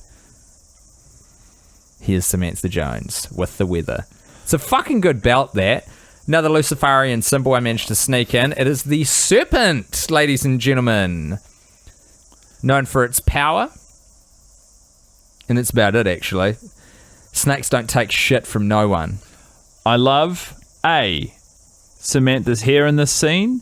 B, the cafe front behind the payphone in which Carrie is talking to her. Soft focus, everyone, if you were pitching it in your head. It's a little sort of baby blue wooden storefront with racks of red wine on the wall behind. It seems like a sort of mom and pop operation. Speaking of sacking red wine, you should probably do that. All right. We got some red wine to get through, friend. Cheers. Here's to you. Sacking red wine. Tim, far out, man. I don't know what to say. I got back with you. Do you know, I got back with you because I missed you. And it served It served a purpose to a point. Oh, this sucks. You don't like me anymore. I do still like you. I think the grounds on which the friendship is maintaining are unhealthy. You don't have to drink the wine. As far as I remember... I'm not talking about the wine. Oh, okay. Cool. Dude, yeah. Totally This not isn't about the wine. This Okay. is not about the wine. Is this about me? No, I think, to be honest, if we want this to become interesting, not even for the listener, but for ourselves, Go on. we need to talk about why we're so uninterested right now. Here's the thing about it. 24 watches we've clocked up. There is, maybe we are losing our mental acuity over time as we get older, but there is a distinct challenge about talking about something you're absorbing at the same time. I don't know if any of these directors' commentaries have been good. I do remember being sensationally fucked up for the Grown Ups 2 one. Yeah. How did that work? We wore jackets and ties and shirts, and we had a vaporizer on hand. Oh, I'm thinking of prawn salad again. Because what I was thinking is, I remember there being some very, very esoteric ideas being discussed, but they weren't captured on the podcast. I remember talking about, I got on a track of coming up with the concept of there being a sort of a, what do they call it, like a rapture style scenario. Do you remember that, Patrick? Absolutely not. We're talking about big lasers shooting out of the sky and a rapture scenario, and I couldn't quite get the contours of it. Vague recollections now. When we got on the actual record itself, but when we were watching, we had a conversation about that and couldn't quite recapture I couldn't bottle that lightning. So obviously that wasn't a director's commentary, because if it was, it'd be right there for all and sundry to hear. But do you want to perhaps dig a little deep, Guy, and try and analyse what's going on with your inner? Yeah, I'm just wondering what's going on here. I wasn't dreading doing this with you. I was not necessarily overwhelmingly excited, but I certainly didn't anticipate the heavy and slow feeling that has hung over this record. Oh, by the way, Carrie Bradshaw, after posing for a photo shoot in Vogue, is now there's actually not a bad bit of conflict in the movie. Miranda was about to confess to the fact that she feels partially responsible for Big jilting her because she told Big the night before the wedding that marriage ruins everything. She was about to say as much on Halloween to Carrie in a CVS pharmacy. However, Carrie gets distracted by seeing a magazine on which she features as the last single girl. Of course, this is humiliating now because she has since been jilted, so you can't stop it going to press. But I love this bit of soundtracking. I love those leaves. Whoever did those leaves deserves a fucking paycheck. Charlotte is a good friend. I just think... I totally get the Jackie O thing now as well, now that you've said it. Yeah. The wardrobe designer took cues from Jackie Onassis Kennedy for Charlotte's wardrobe. I see it, man. I see it now. I think we might have just lost perspective. On the film, the project? Both. Yeah, okay. Everything. All right, let's unpack. Let's pack it up and then unpack it that we've packed. It feels wide and unwieldy. Okay. It feels like it keeps going out at the sides and never goes straight forward, you know? But here's what we've got to do. I saw this in one of the Superman movies. It was Man of Steel, I think. Make it small. Listen to my voice. Make it small. Make what small? The world. It's too big. Make it small. What do you want to talk about? The Addams Family. What a bizarre concept. Do you know how the Addams Family got across the line? I think people forget about Addams Family. The people our age, they're like, oh, the Addams Family, it was a cartoon. It was a live-action TV show in the 50s, maybe the 60s. And the thing about the Addams Family is, it was another example of Illuminati, occult symbology and behavior being displayed on screen under a guise of comedy. Got across the line because of the entrenched Illuminati presence in Hollywood. And I, for one, couldn't be happier that it exists and that I managed to get a reference to it in this here rom-com. How much of what you just said is true? Who's to say? It's difficult to tease out. It's true, actually. I guess if They're all just words at this point, guy. Yeah. If you pour enough red wine down my gullet, words come out. It's not a bad rule. We've been to this cafe. This exact one? Yeah. Wait, wasn't it? Wasn't this the one we've been to? We're back in Starbucks, so I don't know that we have. I mean, Starbucks You is told me Starbucks one of these is Starbucks. cafes we've been in. I thought it was this one. We've been at the restaurant that is the rehearsal dinner setting. Fuck. I didn't know that. Okay. Yeah. With hindsight, because we did go on the Sex and the City tour, courtesy of Gillian Anthony, who at the time was working for Time Out New York. Brilliant woman. Is she not now? No, she's moved on to bigger and better things, my man. But she took us on the fucking cool. Sex and the City tour, and to be honest, it was largely wasted on us. At the time, the only information we had relevant to the universe of Sex and the City was exclusively provided through Sex and the City 2. A trip to Magnolia Bakery sounds fantastic in theory. I do not know what this place has to do with the show. Yeah. We went to the same place that they have the rehearsal dinner. I am now familiar with it after seeing Sex and the City. And in fact, the first time I saw it in the movie, I was quite happy because I was like, I remember that. We didn't eat anything. We didn't drink anything there. But I don't remember being there, mate. To be honest with you, it's a classic American place. More wine, Monty? Absolutely, and that the decor is obviously expensive, but it's wrong. Yeah, it's a good description. This is quite racy to me. I haven't spoken with you about it on the podcast before, but We've just had some exposed female Samantha nipple Jones. on the screen. Samantha Jones. You can just call them nipples. Or can you? Well, I mean, men have nipples. I think it's important to delineate. Differentiate. But the reason that you differentiate is because women's nipples have been Well, if someone's listening to the pod sexualized. and I say an exposed nipple's on screen, they could be going, what, a fucking dude's nipple? Why are you telling me? But an exposed female nipple, for some reason, highly censored in film. Gets a higher classification slapped on. Do men's nipples get that? No, they don't. Absolutely not. It's not Could so you much milk me? What's his name again? Robert De Niro. No. The thing for me is not that they reveal the nipples, but it's that Dante, sexual Adonis that he is, returns from surfing. Yeah. The woman, whoever it is that he's seeing at the time, that day, if we're to believe what Samantha Jones believes about him, and why wouldn't we? Because she pervs on him every single day. The line is, a new love for every day. They hook up on the way out from the water, and on the beach, on a public, open piece of access, he peels her bikini top off and gets her nipples out. Oh, I see. Like, if you're sunbathing nude, It's LA. that's okay. It's Los Angeles. They're Democrats. Yeah, but you still can't fuck on the beach. Why is it so popular to have sex on the beach, or the idea of it pervades? Because I don't know if it is. yeah, Here's what I think it is. People are like, hey, what's awesome? Sex? Love it. Beach? Also love it. Let's combine the two. Sometimes it doesn't work out, folks. have you had sex? Like Jell-O down a water slide. Have you had sex on a beach? Don't think so, no. Have you had sex outdoors? Yes. Legend. What would happen if these were to magically disappear? Yeah, I know where you live. For a pair like this, I could move. Oh, wait, here, not that one.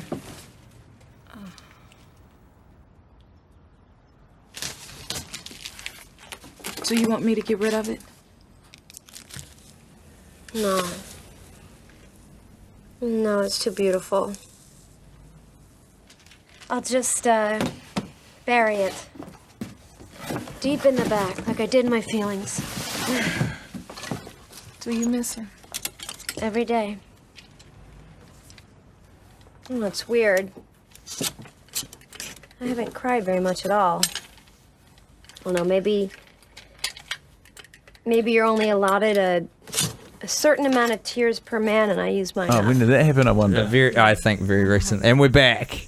That's my saying. Hopefully you caught the excitement of Tim going, oh, and I didn't say it, but I felt it. Tim has 3 posters blue tacked side by side on a wall in the studio here. One of them, due to the heat and fresh air, has peeled itself off of the wall and was going to fall all the way down, but is held in place by a blackboard that is in front of it. It's interesting to think that what we're watching, it's right next to you, my bad, is a movie that cost $100 million to make, is 2.5 hours long, and stars some of the greatest actors of our time, has somehow proven to be less interesting than a poster literally falling off a wall. Yeah. It's like watching paint dry and being enthused about it. It's the opposite, though. It's like watching paint wet. True. You got me there. All right. Just bloody taking the cap off the Macarraca Reserve Pinot Noir of Chile. Oh, it's not a good colour. I'll say that. I don't know wine, but that's not what I expect in a Pinot Noir. No, I got a good feeling about it. To be honest, at this point, what difference does it make? Let's bury ourselves. The problem is, we both got lives, tasks, things to do after this. No, we exist only in this. This is all there is. Do you think that's true? Let's have a look at people the legs. listening to the podcast? Do you think our lives exist beyond the confines of watching the same movie and talking about it every week? No, and you shouldn't think about it. People listen to us for escapism. I don't want to burst that bubble. Enjoy, everybody. You don't want to reveal the fact that you've got a life beyond the podcast? Absolutely not. It would ruin the magic. I don't know. What am I looking for here? When I swill wine around a glass and people say good legs on that, what's good? Is it when it sticks, or is it when it not? I think legs is when it sticks. It's like a very gentle viscosity that puts the liquid against the glass, so you can see traces of it from the top to the bottom of the glass. That is what I imagine when someone says, look at the legs on that, if only because the drips or fluid bit of liquid that you can see peeling down from the top of the glass down to where the liquid is resembles legs. Yeah, that's true. Yep, you're right. It's funny, isn't it? Because when you do the little swilly motion, I mean, in the wine community, I'm sure you're aerating the wine with some other stuffy nonsense. But if you did that to some bloody second-rate juice that had some floaties in it, you know, it's uncouth. But apparently this is classy. So let's take a little taste test and find out what we're working with here from Chile. It's not bad. It's robust. That's good. It's yummy. Wow. Yeah, it's got notes of yumminess. I couldn't help but notice that you have been on high alert, living in not fear or dread, but certainly skepticism about the taste of this Chilean wine. So I'm very happy to hear that you're happy. I'd like to say I've never noticed it. I probably won't notice it again. It might not be true. I'm just trying to find something to say in this moment. I fucking love Carrie Bradshaw's new hair colour right now. It is really working for her. A few people have commented on that. We've had a few guests say that, they really love the move of SJP to a brunette. I'm with them. We've got a phone call just coming into the studio now that we're just picking up. Guys grabbing the phone. Do you want to just check who that is? Yeah, I'm just on the phone right now, Tim. It's someone from England. Mm-hmm. That's all the information I got given. Oh my goodness, and you've hung up on them straight away. Was that the end of the convo? Did they just ring up to say, hello, I'm from England? Yeah. Far out. I sort of talk like this. Is that right? Yeah, and so sort of what I'm thinking is I'm just going to start talking like this as well. What would have maybe been a smart idea is to maybe bring that voice in maybe when the phone call was still transpiring. Give the podcast a bit of colour. People can't hear what I'm hearing if I'm on the phone, but if I just start talking like this, it's sort of, if you think of it as me, Guy, but also someone slightly divorced from Guy. Okay. So, for example, I just start calling myself Keith. Keith. Yeah, Keith. Keith. Keith. What part of England are you from, Keith? Nottinghamshire. Oh, that's my favourite part. Yeah, well, it's my favourite part too, innit? I don't really want to leave Nottinghamshire so much anymore. But sometimes I got to for work. What do you do for a living? I'm a pilot. Ah, yeah. You fly planes? Yeah. For whom? Commercial jets, British Airways. Far out. Absolutely. BA is quite a good airline, as I understand. Well, not up in the cockpit. It's absolutely horrible. What's happening in there, Keith? What's going on? Well, a lot of the money that's being spent on these planes is going into the cabins. First class, business class, premium economy. I leave the pilots in the front up back in the 60s. Is that right? Absolutely. What are you dealing with in there? Take me through the chairs that Well, it's just a rudimentary series of levers and knobs, really. A few shapes, a few wooden blocks. The usual. What's the equipment like in there? You got some measuring apparatus to be able to see what altitude you're at? Yeah, we've got a tape measure. You sort of drop that out the window, wind the window down, roll that down the side of the window, see how far up from the ground you are. Now, that still works when you're 30,000 feet in the air. You've got a pressurised cabin. A lot of the time we're just left to guess, isn't it? I see. But all the passengers are so comfortable in their premium economy. Even if you're in economy, it's pretty comfortable. Now, seats, where all the money goes, That's right. they don't even care. How warm is it in the cockpit? Do you stay okay in there? Too hot, too cold? Just right? If you put a window down, it does get pretty cold pretty quick. I see. I imagine that may take the plane down also. Well, yeah, a little bit. That's what turbulence is. It's the pilots getting some fresh air. Getting a bit of air. I see. That makes sense to me. Very good. And look, who's your favourite co-pilot? That's the question on everyone's lips. It's got to be Angela. Yeah, Angela. She's the love of my life. Is she? Yeah. Does she know this?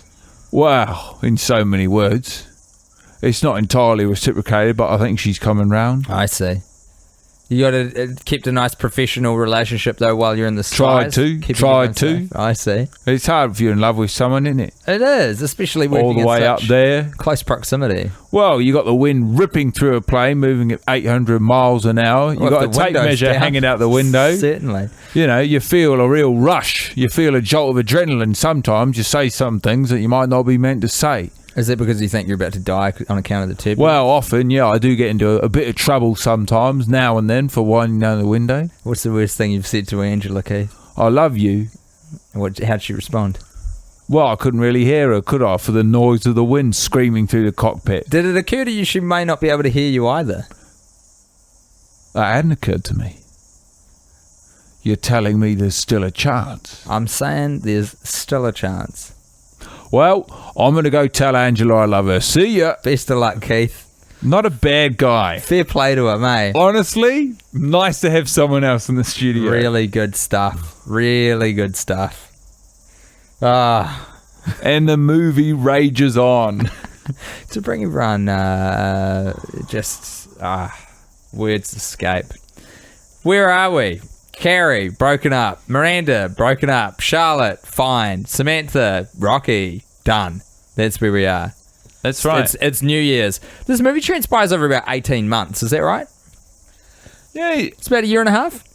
Yeah, about a year, I reckon. Yeah, pull me out. Can I just say, it's either the way that we watch movies or this movie or the mood that I'm in right now, but it calls into question what makes any movie good. Like, what is lacking here? We've got characters, stuff's happening to them. Isn't that enough? Aren't we meant to be interested? You're not supposed to watch a film 25 times. That's the key component. And it actually worries me. Hello. And we're back. And we're back. I'm not sure how long we were offline for that time. This is going to make for a very interesting and admittedly difficult director's commentary to sync up if you're trying to watch the movie. Who's doing that? Hopefully, honestly, what we have recorded is 2.5 hours of us struggling to have a conversation with each other while our worst enemy sits in the room. I don't know how much of this got picked up. Perhaps none. I'm guessing none. But Guy just put the question to me that the crisis we are in right now begs the question: what makes a good movie? We've lost all scope of that.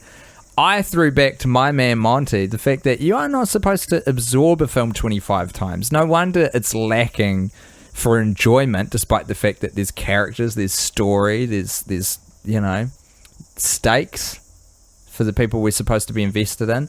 We've seen it 25 times, mate. That's not how you enjoy cinema, pal. It's true. It's not how you enjoy anything. It's not enjoyable, Guy. A song A song's enjoyable at least 25 rounds.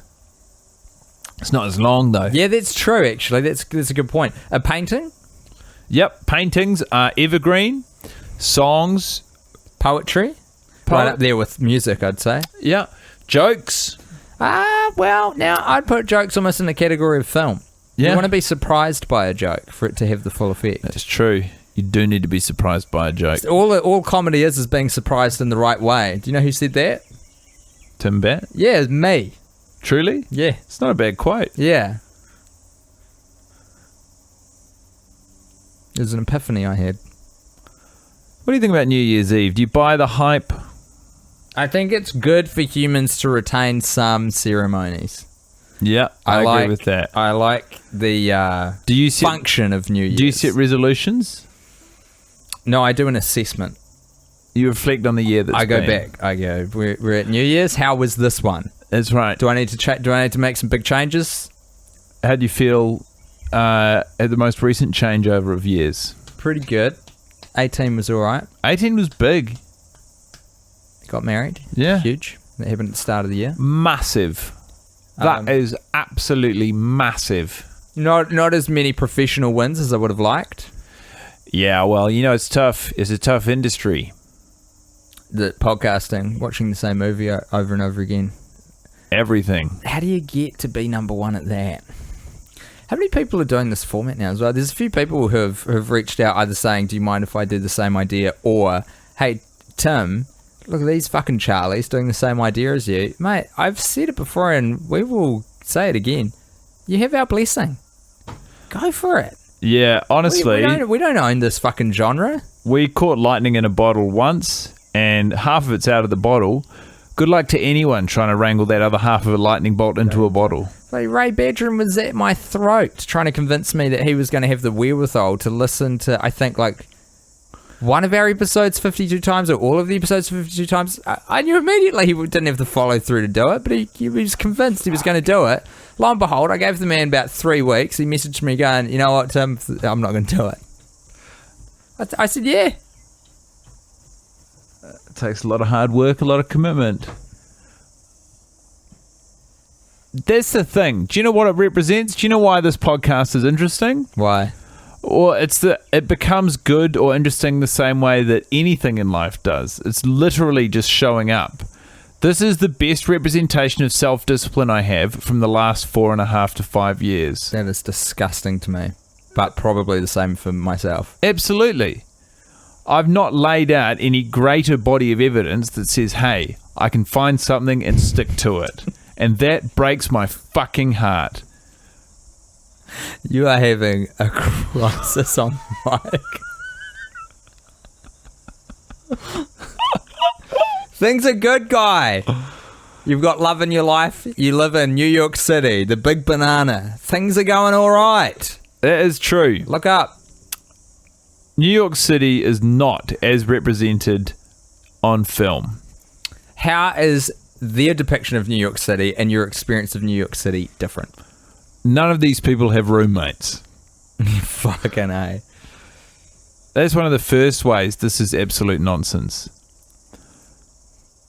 Do they presumably all own their apartments, right? They're all pretty rich. Miranda's renting. Oh, that's true.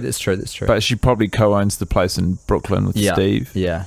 Yeah, Charlotte, I don't know how much money Charlotte made. She was a gallerist. Harry is loaded, isn't he? Oh, okay. What does Harry do again?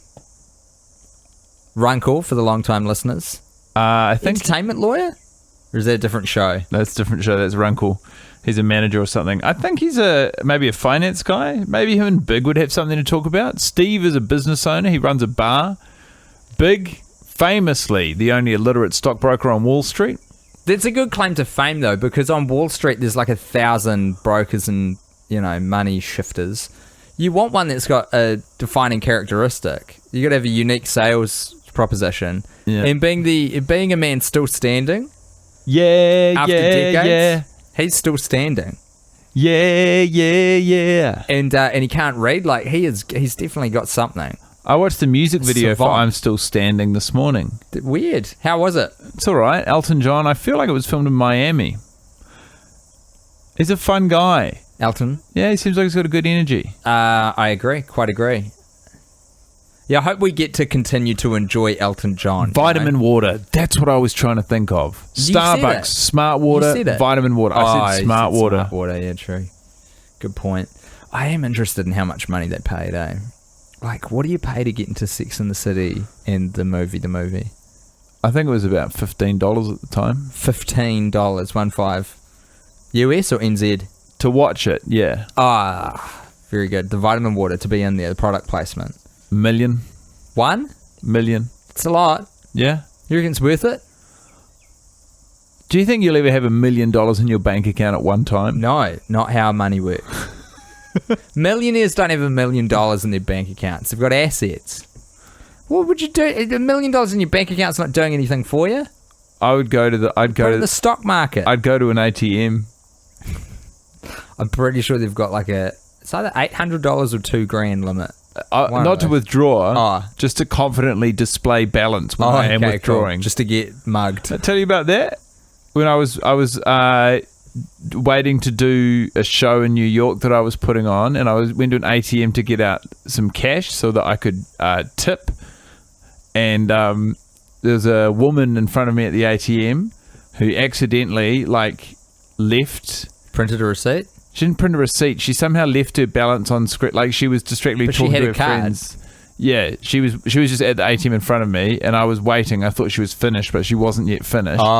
I caught a glimpse of her balance. And? $80,000 sitting in her checking account, coming to watch the show I was putting on. Is it weird I felt entitled to some of her money? How much did you feel entitled to? I'm just So if like, it's anything beyond the ticket price, yeah. You're Like, just give me $2,000. Yeah, I was You've like- got 80. Exactly. In my mind, I was like, just if you enjoy it, just give me $500. Honestly, it's Yeah. no skin off your back. Yeah. But you don't get 80 grand by that kind of behaviour. You get 80 grand That's by what everyone paying no one says. nothing. Yeah, that's what everyone says. Like, famously wealthy people are also famously frugal. These two gals deserve a shout out. We Yeah.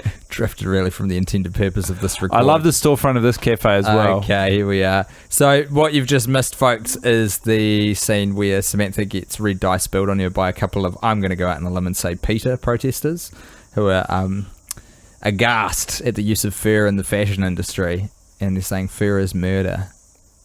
Do you wear fur? Not knowingly. Leather? I think I do have some leather items. I think I got some leather shoes made in Vietnam. Lily's a fucking idiot who can't write yet. Well, listen, she's a small child. Yeah, We well, need to lay off. do better. It's interesting that French people still haven't figured out how to spell perfume.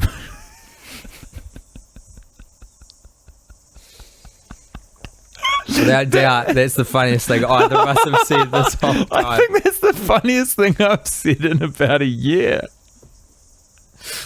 Oh, boy. Look, you missed it. All that wasabi. Oh, yeah. Oh, Jesus. Fucking insane. I She's so absent-minded. She's not looking at what she's doing whatsoever. She laid it out like fucking ketchup out of a bottle. yeah, that is going to... Are you joking me, mate? That is really going to sting you. Oh, thank God you're throwing it away. That thing is a bottle rocket. Wasabi's got a very unique property as well, where it's different if you have chili spice. Like when you say spicy food, you're thinking chili. But with wasabi, it's that umami kind of heat. And it fucking stings the nostrils. Absolutely. It gets that palate, that upper palate of There you. is also some sort of synthetic or false wasabi. It's which- horseradish. Yeah. That to me is horseradish. What do you mean? Well, it looks like it's out of a tube. It doesn't look like the real deal. Oh, I see. Well, irrespective, they end up with the same sort of heat. It's a gentle kick on a flaccid roll of sushi. It's not I gentle. cannot believe that you think fish is a more acceptable sex food than rice. You know, just yeah. Look, this is going to skew the timeline a little bit, but I've very recently edited up that episode. That poll is, I guess, once you're hearing this, definitely out and settled. But fuck, man, let's not revisit it because whatever happened, and it's in the past now. But it's in the future for us. It's a nice The timelines are confusing. glimpse behind the production curtain. It's like the fucking Marvel universe. It's like the Marvel Cinematic Universe, trying to keep all the timelines straight in our heads. What's been released? What's out there? What isn't? This restaurant, we have talked about it numerous times before, but it is fucking hilarious, the amount of balloons they've got. Yeah, I blew all of those up with my own mouth, tied the knots. The production and set dressing crew were furious. How is your breath lighter than air? Because these are Well, that's floating what to the they top. said. They said those are meant to be filled with helium, you idiot. We spent the last of our budget on those balloons. So I painstakingly, with my own nails and teeth, had to undo every single knot I had tied of those balloons, let the air out so that they were still functional balloons. I know it looks like a lot right now, but can you imagine? I tried to get 5,000 balloons into that room. It's too many. Absolutely, it's too many. I lost 4,000 of them when I was deflating them, leaving 1,000 helium-filled balloons, which adorn the scene that is in front of us right now. Coincidentally, also where we get the turn of phrase "tying the knot." It's about balloons. This is a moment of revelation between Carrie, Bradshaw and Miranda. I'm gonna say Shrileki Hobbs, Hobbs. I was off. only by several syllables, and no shared consonants or vowels. This is when Miranda reveals to Carrie Bradshaw over a camaraderous, is that an adjective? A camaraderous Valentine's meal. We have two women scorned. I don't remember how sad we got during season 2. Was it this sad? It was worse. Yeah, dude. Nothing can touch the depths of Sex and the City 2. No shit, man. As bad as this ever gets, I really don't think we will approach Sex and the City 2 zone. That was a unique depression. It was bad. You're going. I can see in your eyes. You're like an old war vet remembering losing some comrades. It did get really dark, but this feels tonally to me as close as I've been since then, professionally, podcast wise. Since then, I've experienced, upset and sadness in my life, my personal life, since the Sex and the City 2 season, but not by virtue of what we're doing have I felt as close to how I remember feeling at that time as I do right now. The thing is, tail end of this episode, we wrap it up. Not even halfway there. We don't have to do this again, sure. We don't have to talk. I think we should do another DERCOM. I love that. Fuck, that's aspirational. We bombed the first one. Give it another go later. This is the open mic of director's commentaries. We'll pick it up in the 40s. And the unique thing about America, 2 people host a lot of open mics there. Every open mic starts as an episode of a podcast I would never listen to. Yeah. Creative arts at heart. There's no doubt about it. Never really reckoned with the fact that dog's got a sweater before. Samantha's little pooch, which never gets a name, is wearing a pink sweater. They're in the West Coast. Even in the heat of winter, that little furball's going to overheat. Oh, height of winter, I should have said. The heat of winter would be a tautology. Yeah. No, the opposite. Self-defeating. You're hosting a dance party. Here I am. Rock you like a hurricane. Sorry, go on. You've already answered my question. Okay. Was the question, what's the song I play? I'm not going to tell you. Scorpions. Here I am. Rock you like a hurricane. Whoa. They don't write them like that anymore. Well, if they do, they don't make the charts. Wow, I wouldn't know that. They don't write them like that anymore. Well, if they do, I haven't heard about them. It's true. It's true of anything. Absolutely everybody, absolutely everybody in the whole wide world. Everybody needs and everybody breathes. Absolutely everybody, everybody feels so. I'm gonna have Do you know, you ever sing a song and you think, that's okay, but if someone who's listening hasn't heard that song before, they're like, this improv is off the fucking charts. I want to put a lot of heavy rocks in a backpack, and I want to put it on my back, and I just want to keep walking until I'm in a body of water. Fuck, man, this seems like a real psychological response to the situation you've been put in. Like real core human behavior. There's something in your reptilian brain which is going, I'm not receiving enough stimulus or punishment for what I've signed up for, and I need to rectify that. That's how it feels. A clear shower curtain. You don't get a lot of that these days. Certainly not. You want to know why? Because we're living in a post-GFC world where we've got to live together because no one can afford property anymore. And I am a material girl. Fucking 80s have got a lot to answer for. Tell you that for free. I tell you what, we're not making sense. The quality of what we're talking about has probably gotten down, but it feels like there's momentum in the room. It feels like we're trending upwards. What is that? It doesn't look like red wine to me. What, do you got a water bottle in the mix? Yeah. Fuck's sake. It's full of straight vodka, baby. No, it is. Come on, be straight with me. This cab driver is, if I could pick one character in this film to have a spin-off series, it's him. If I could pick one character in this series who most represents how I feel, it's this guy, this poor bastard, trapped in a cab with two people he's beholden to. Yes. Due to, you know, the societal constructs that have him in place as a taxi driver, requiring on the fare, paid by these two characters to get him by. Fly? Look at that thing that's wandered in. That ain't no fly, my friend. What is it? It's a bird.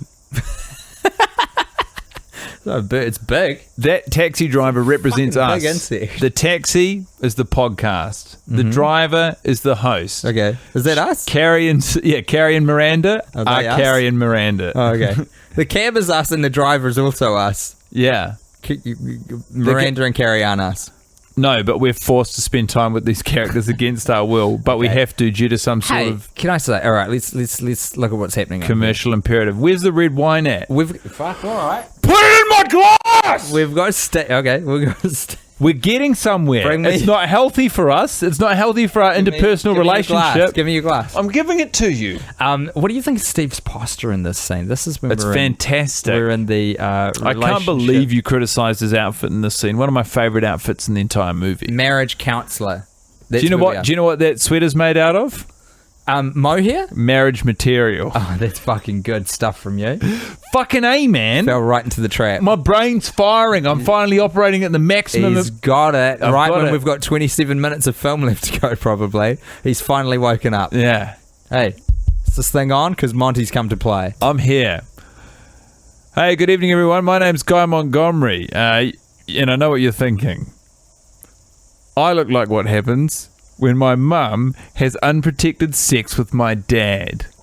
Cue the applause. Shut the show down. It's too much laughter. Bombed it. Regret it. No. Edit it out. No. Redact it. Listen. I want that joke to just play out as two beeps, editing out the material. It'll never happen. I'm not listening to this thing in sequence. Please. How would I even find it? When you see the spikes. You've been screaming to me to put wine in your glass. It's going to spike it. I'm not searching so for that's spike. 1 minute window. Please, you got to edit that joke out. Mate, shall we return to the job at hand, which is... editing out jokes. Yeah. It's not that. Here's the thing. I love you, brother. Here's the thing about this film. If you and me were on the beach, sleeping under the stars, unfortunately, Guy, I'd cuddle up to you so freaking close. Guy has been defeated by it. I have. Here's the thing. We go into battle fucking twice a week now, and he's been defeated. He got owned. He got pwned. It feels good.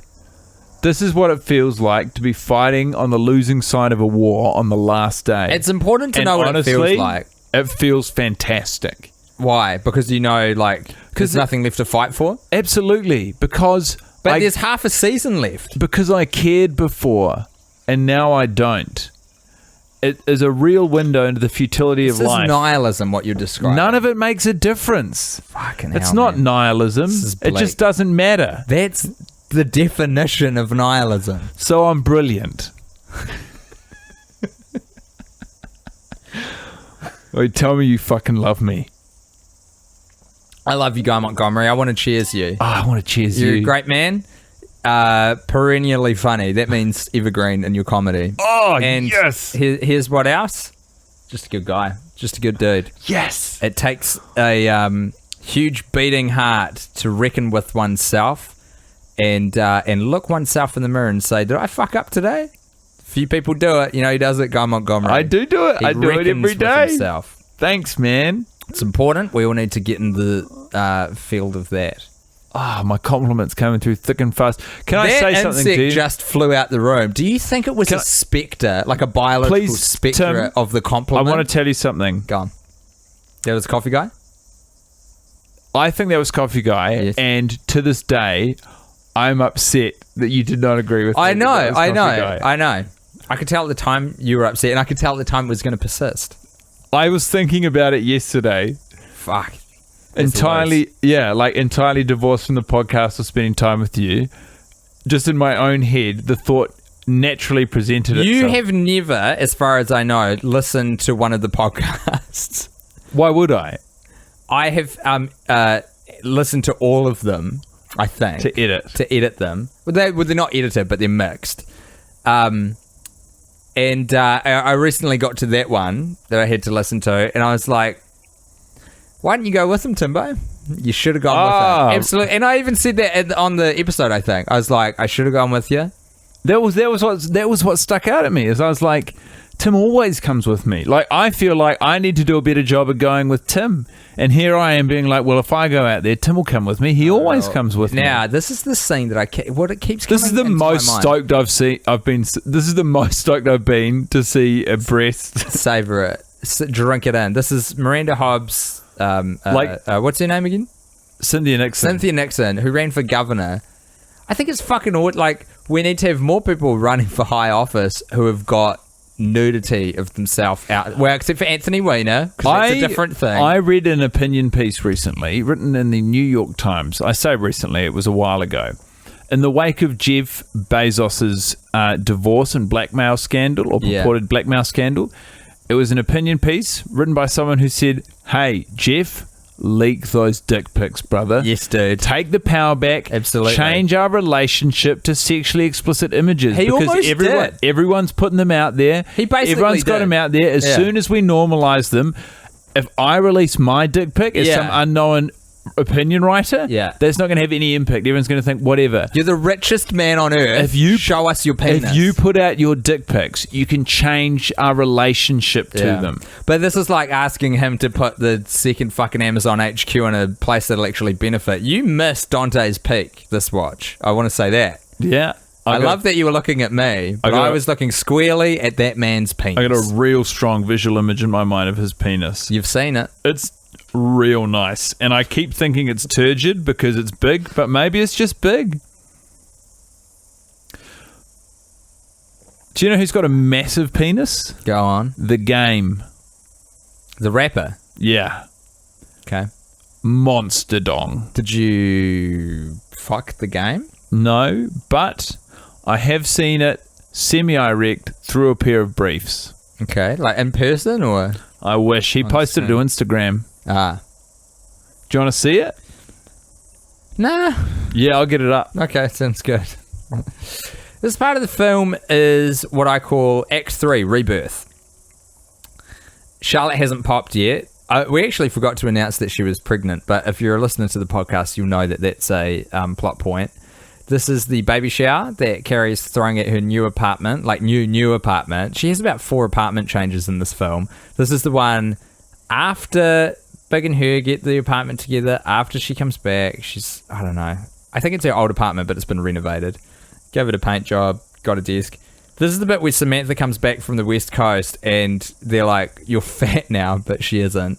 Which is very, as a viewer, very confusing to tease out what's happening. It confused me for more than one screening. And fucking now you're up to speed. Welcome along, viewer. The date, the 2nd of December, 2016. The headline, The Game keeps posting pictures of his giant dick.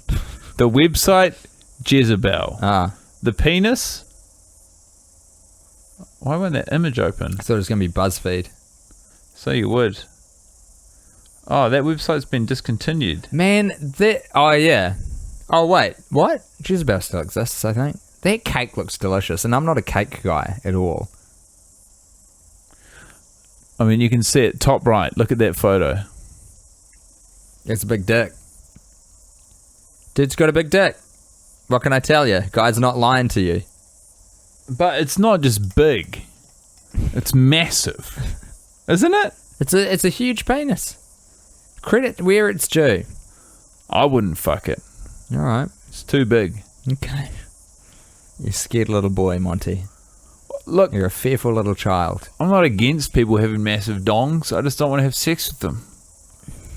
Fuck you, man. You're a hater. Have I said something wrong? You're a hater. Dude, have I done something to fuck you off? Because the whole energy in this room has changed. You did all of this. What are you talking about? You've kept it cool. Respect. I've lost it. You're all good, man. I'm through the looking glass. No, good. Show me what's there. Show me some other images. I don't know what to tell you, man. Is it all just the game's big dick? Ask me literally Wall anything. to wall? Here it goes. AMA, Guy Montgomery. What do you see? Close your eyes. What do you see? It's black. Like, I've got a very blank slate, and I'm waiting for your questions to fill out the visuals. When I say candy floss, you say... Candy floss. I'm looking at candy floss. That is a terrible word association. Oh, Just repeat back. am I meant to have my eyes open If again? I say cow, you say... Moo. If I say equation, you say... Math. If I say Samantha, you say... Jones. If I say the game's big old dick, you say... Awesome. Okay, cool. Open your eyes. You're back in the room. I was in the room the whole time. But if I say the key phrase, you will cluck uncontrollably like a chicken. Okay, interesting. And you don't know what the key phrase is. I do not. This is the breakup of Samantha Jones and Smith Jarrett. Now, is it Jared or Jarrett? Because you looked this up recently. Don't remember. Fuck. Jared. D. Yeah. Yeah. Because I thought it was Jarrett this whole time. Interesting fact about this podcast. I thought it was Jarrett for a long time. Here's an interesting fact about this podcast. It sucks. What the fuck is up with you, baby?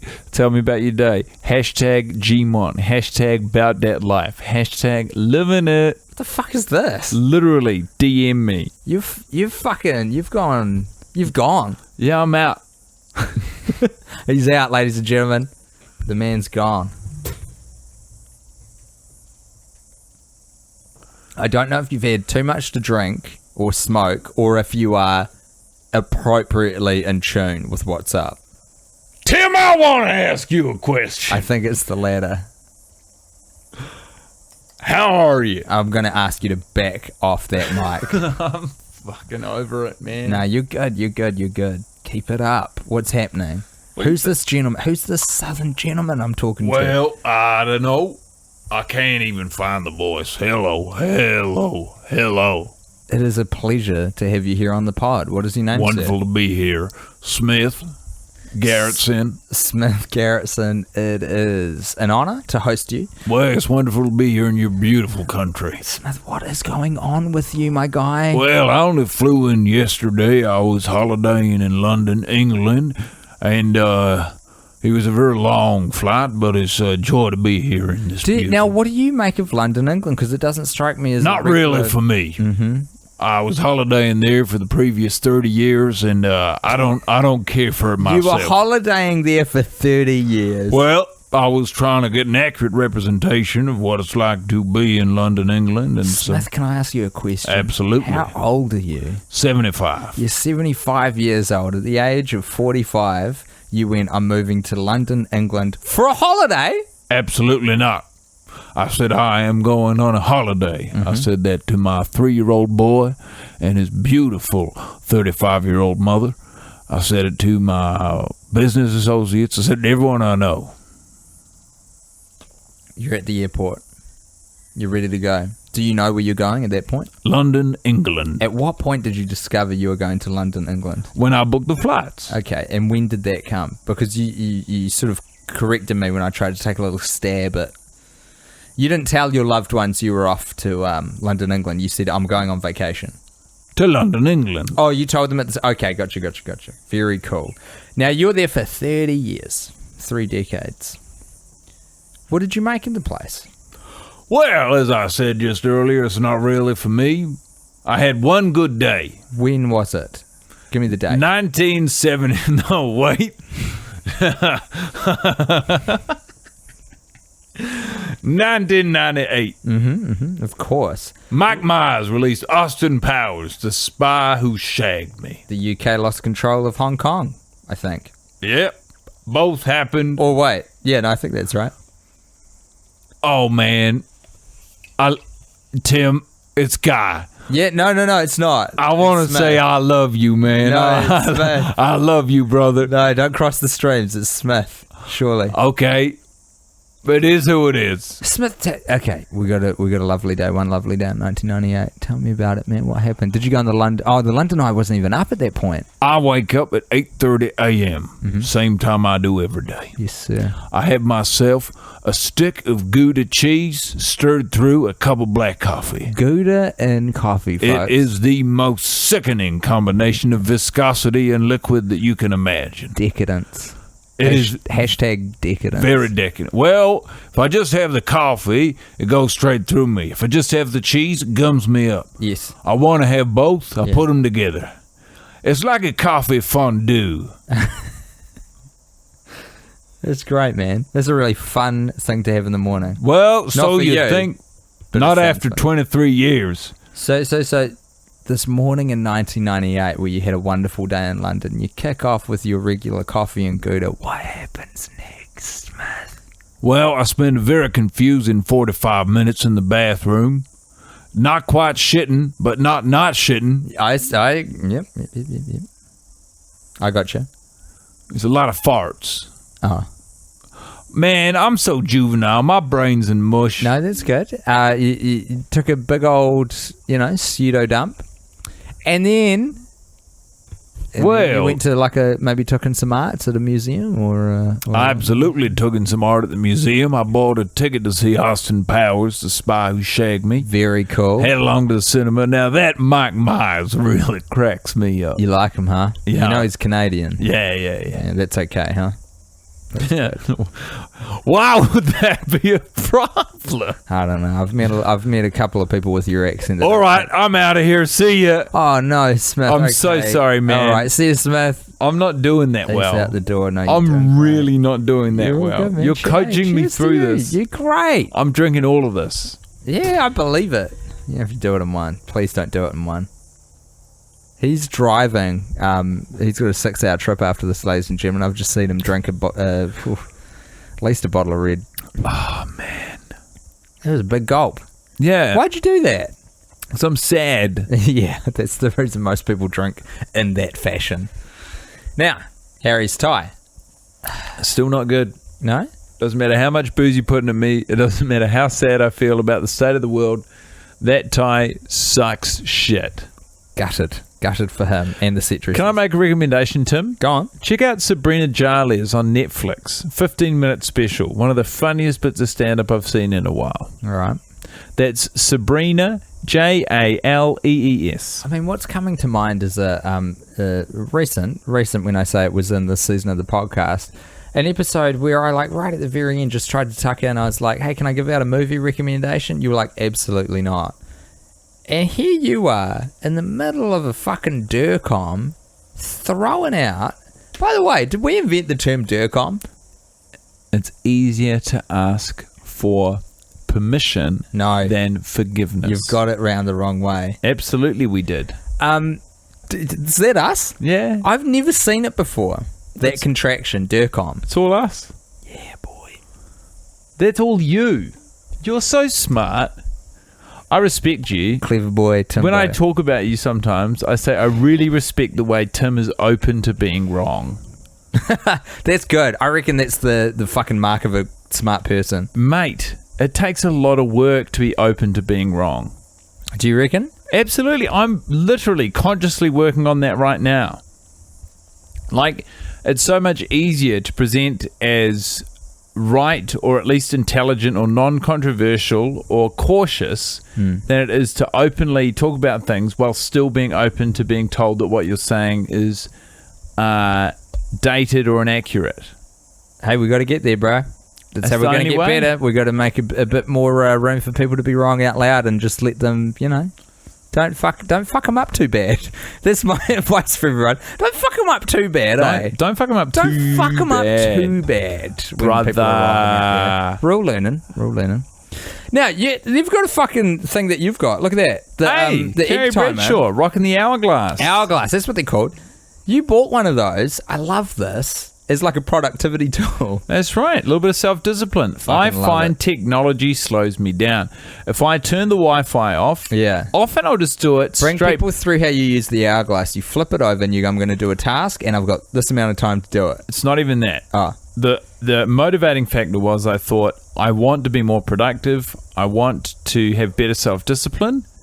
15 minutes? Hey. Yeah? I'm listening. What's wrong? We've got to finish this wine and the movie's running out. Guess who's pitching in? This cunt. So the logic behind the hourglass, Tim, is I want to be more productive. I want to do more. For less. You've come to the right place. I don't know. Pit stop.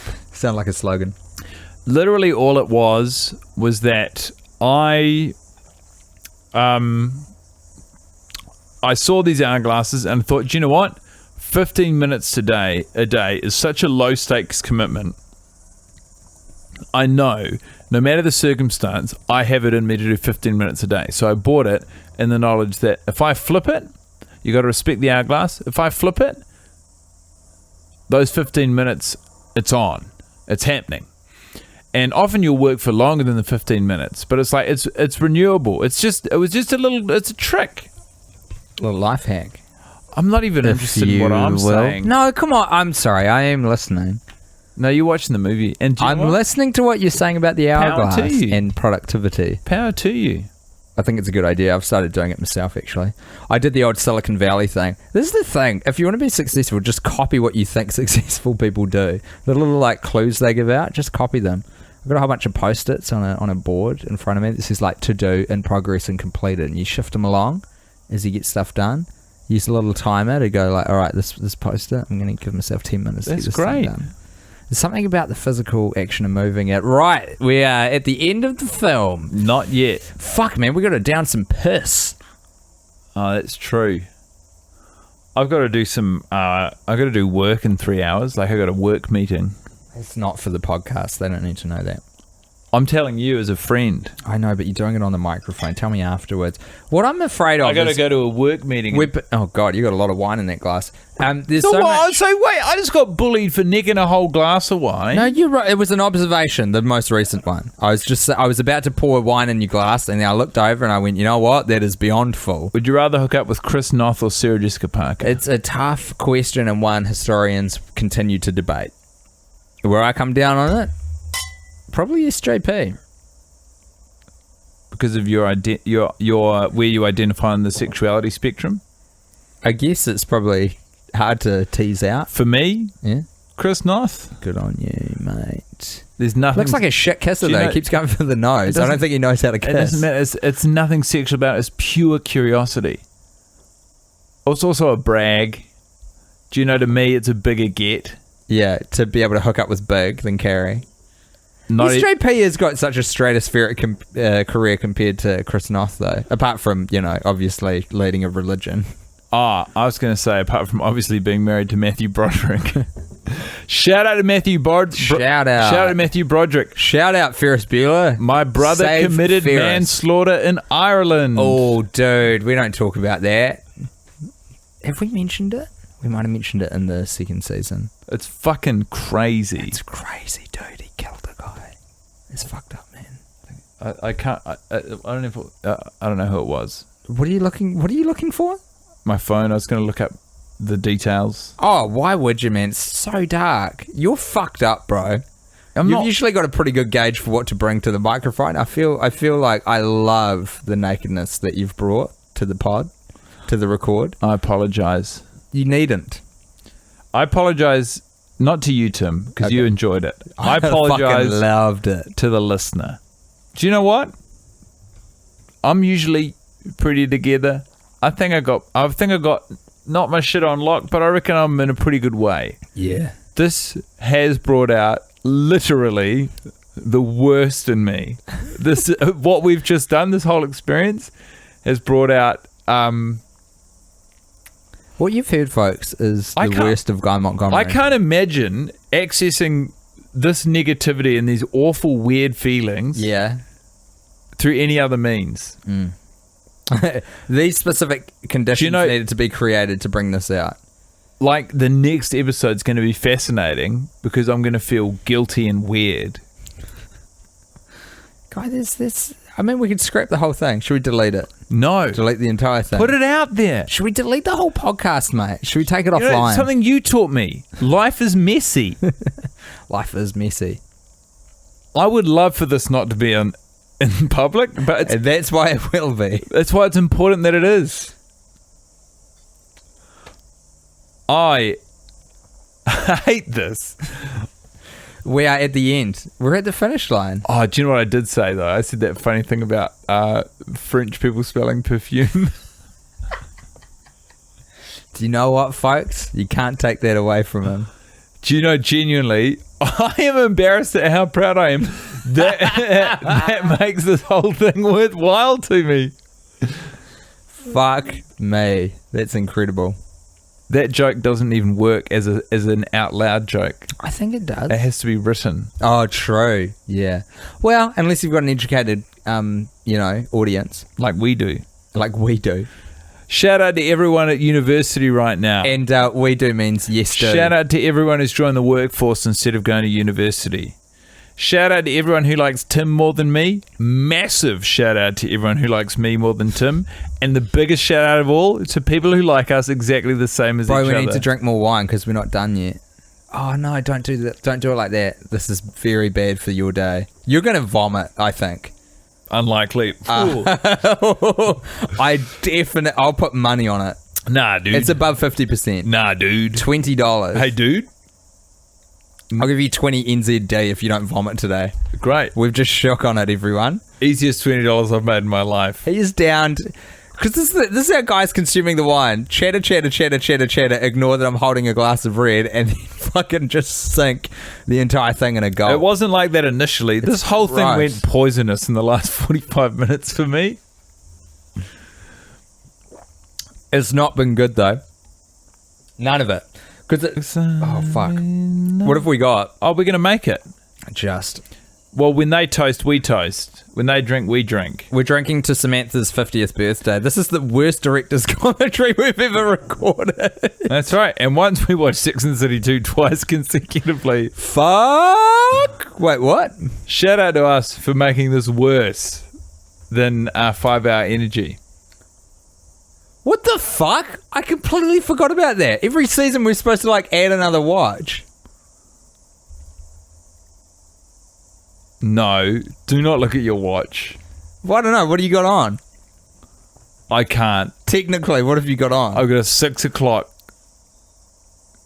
I mean, what's on at 6?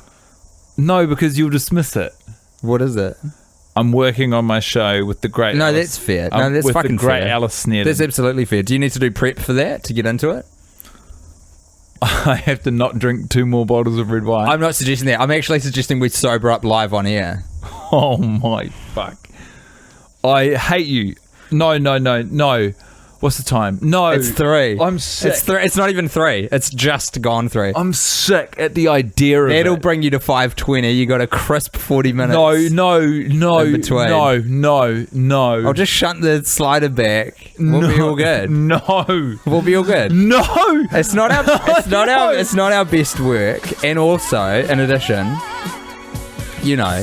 there's the fact that I forgot that We've got to drink this wine real fast shit, before you're the not credits wrong. roll. All right, shit. Fuck me. We just made it. Hey. Oh, that was awful. We're done. We're good. What a journey we've all been on, all of us together. So here's what's going to happen now. No. The movie's going to start again. And if you're listening at home, I don't know how to time this actually because the recording got a bit fucked up, but No. we're going back to 0 now. No. We just have a good rhythm together, you know. He sort of feels me out, I feel him out, and we go for it.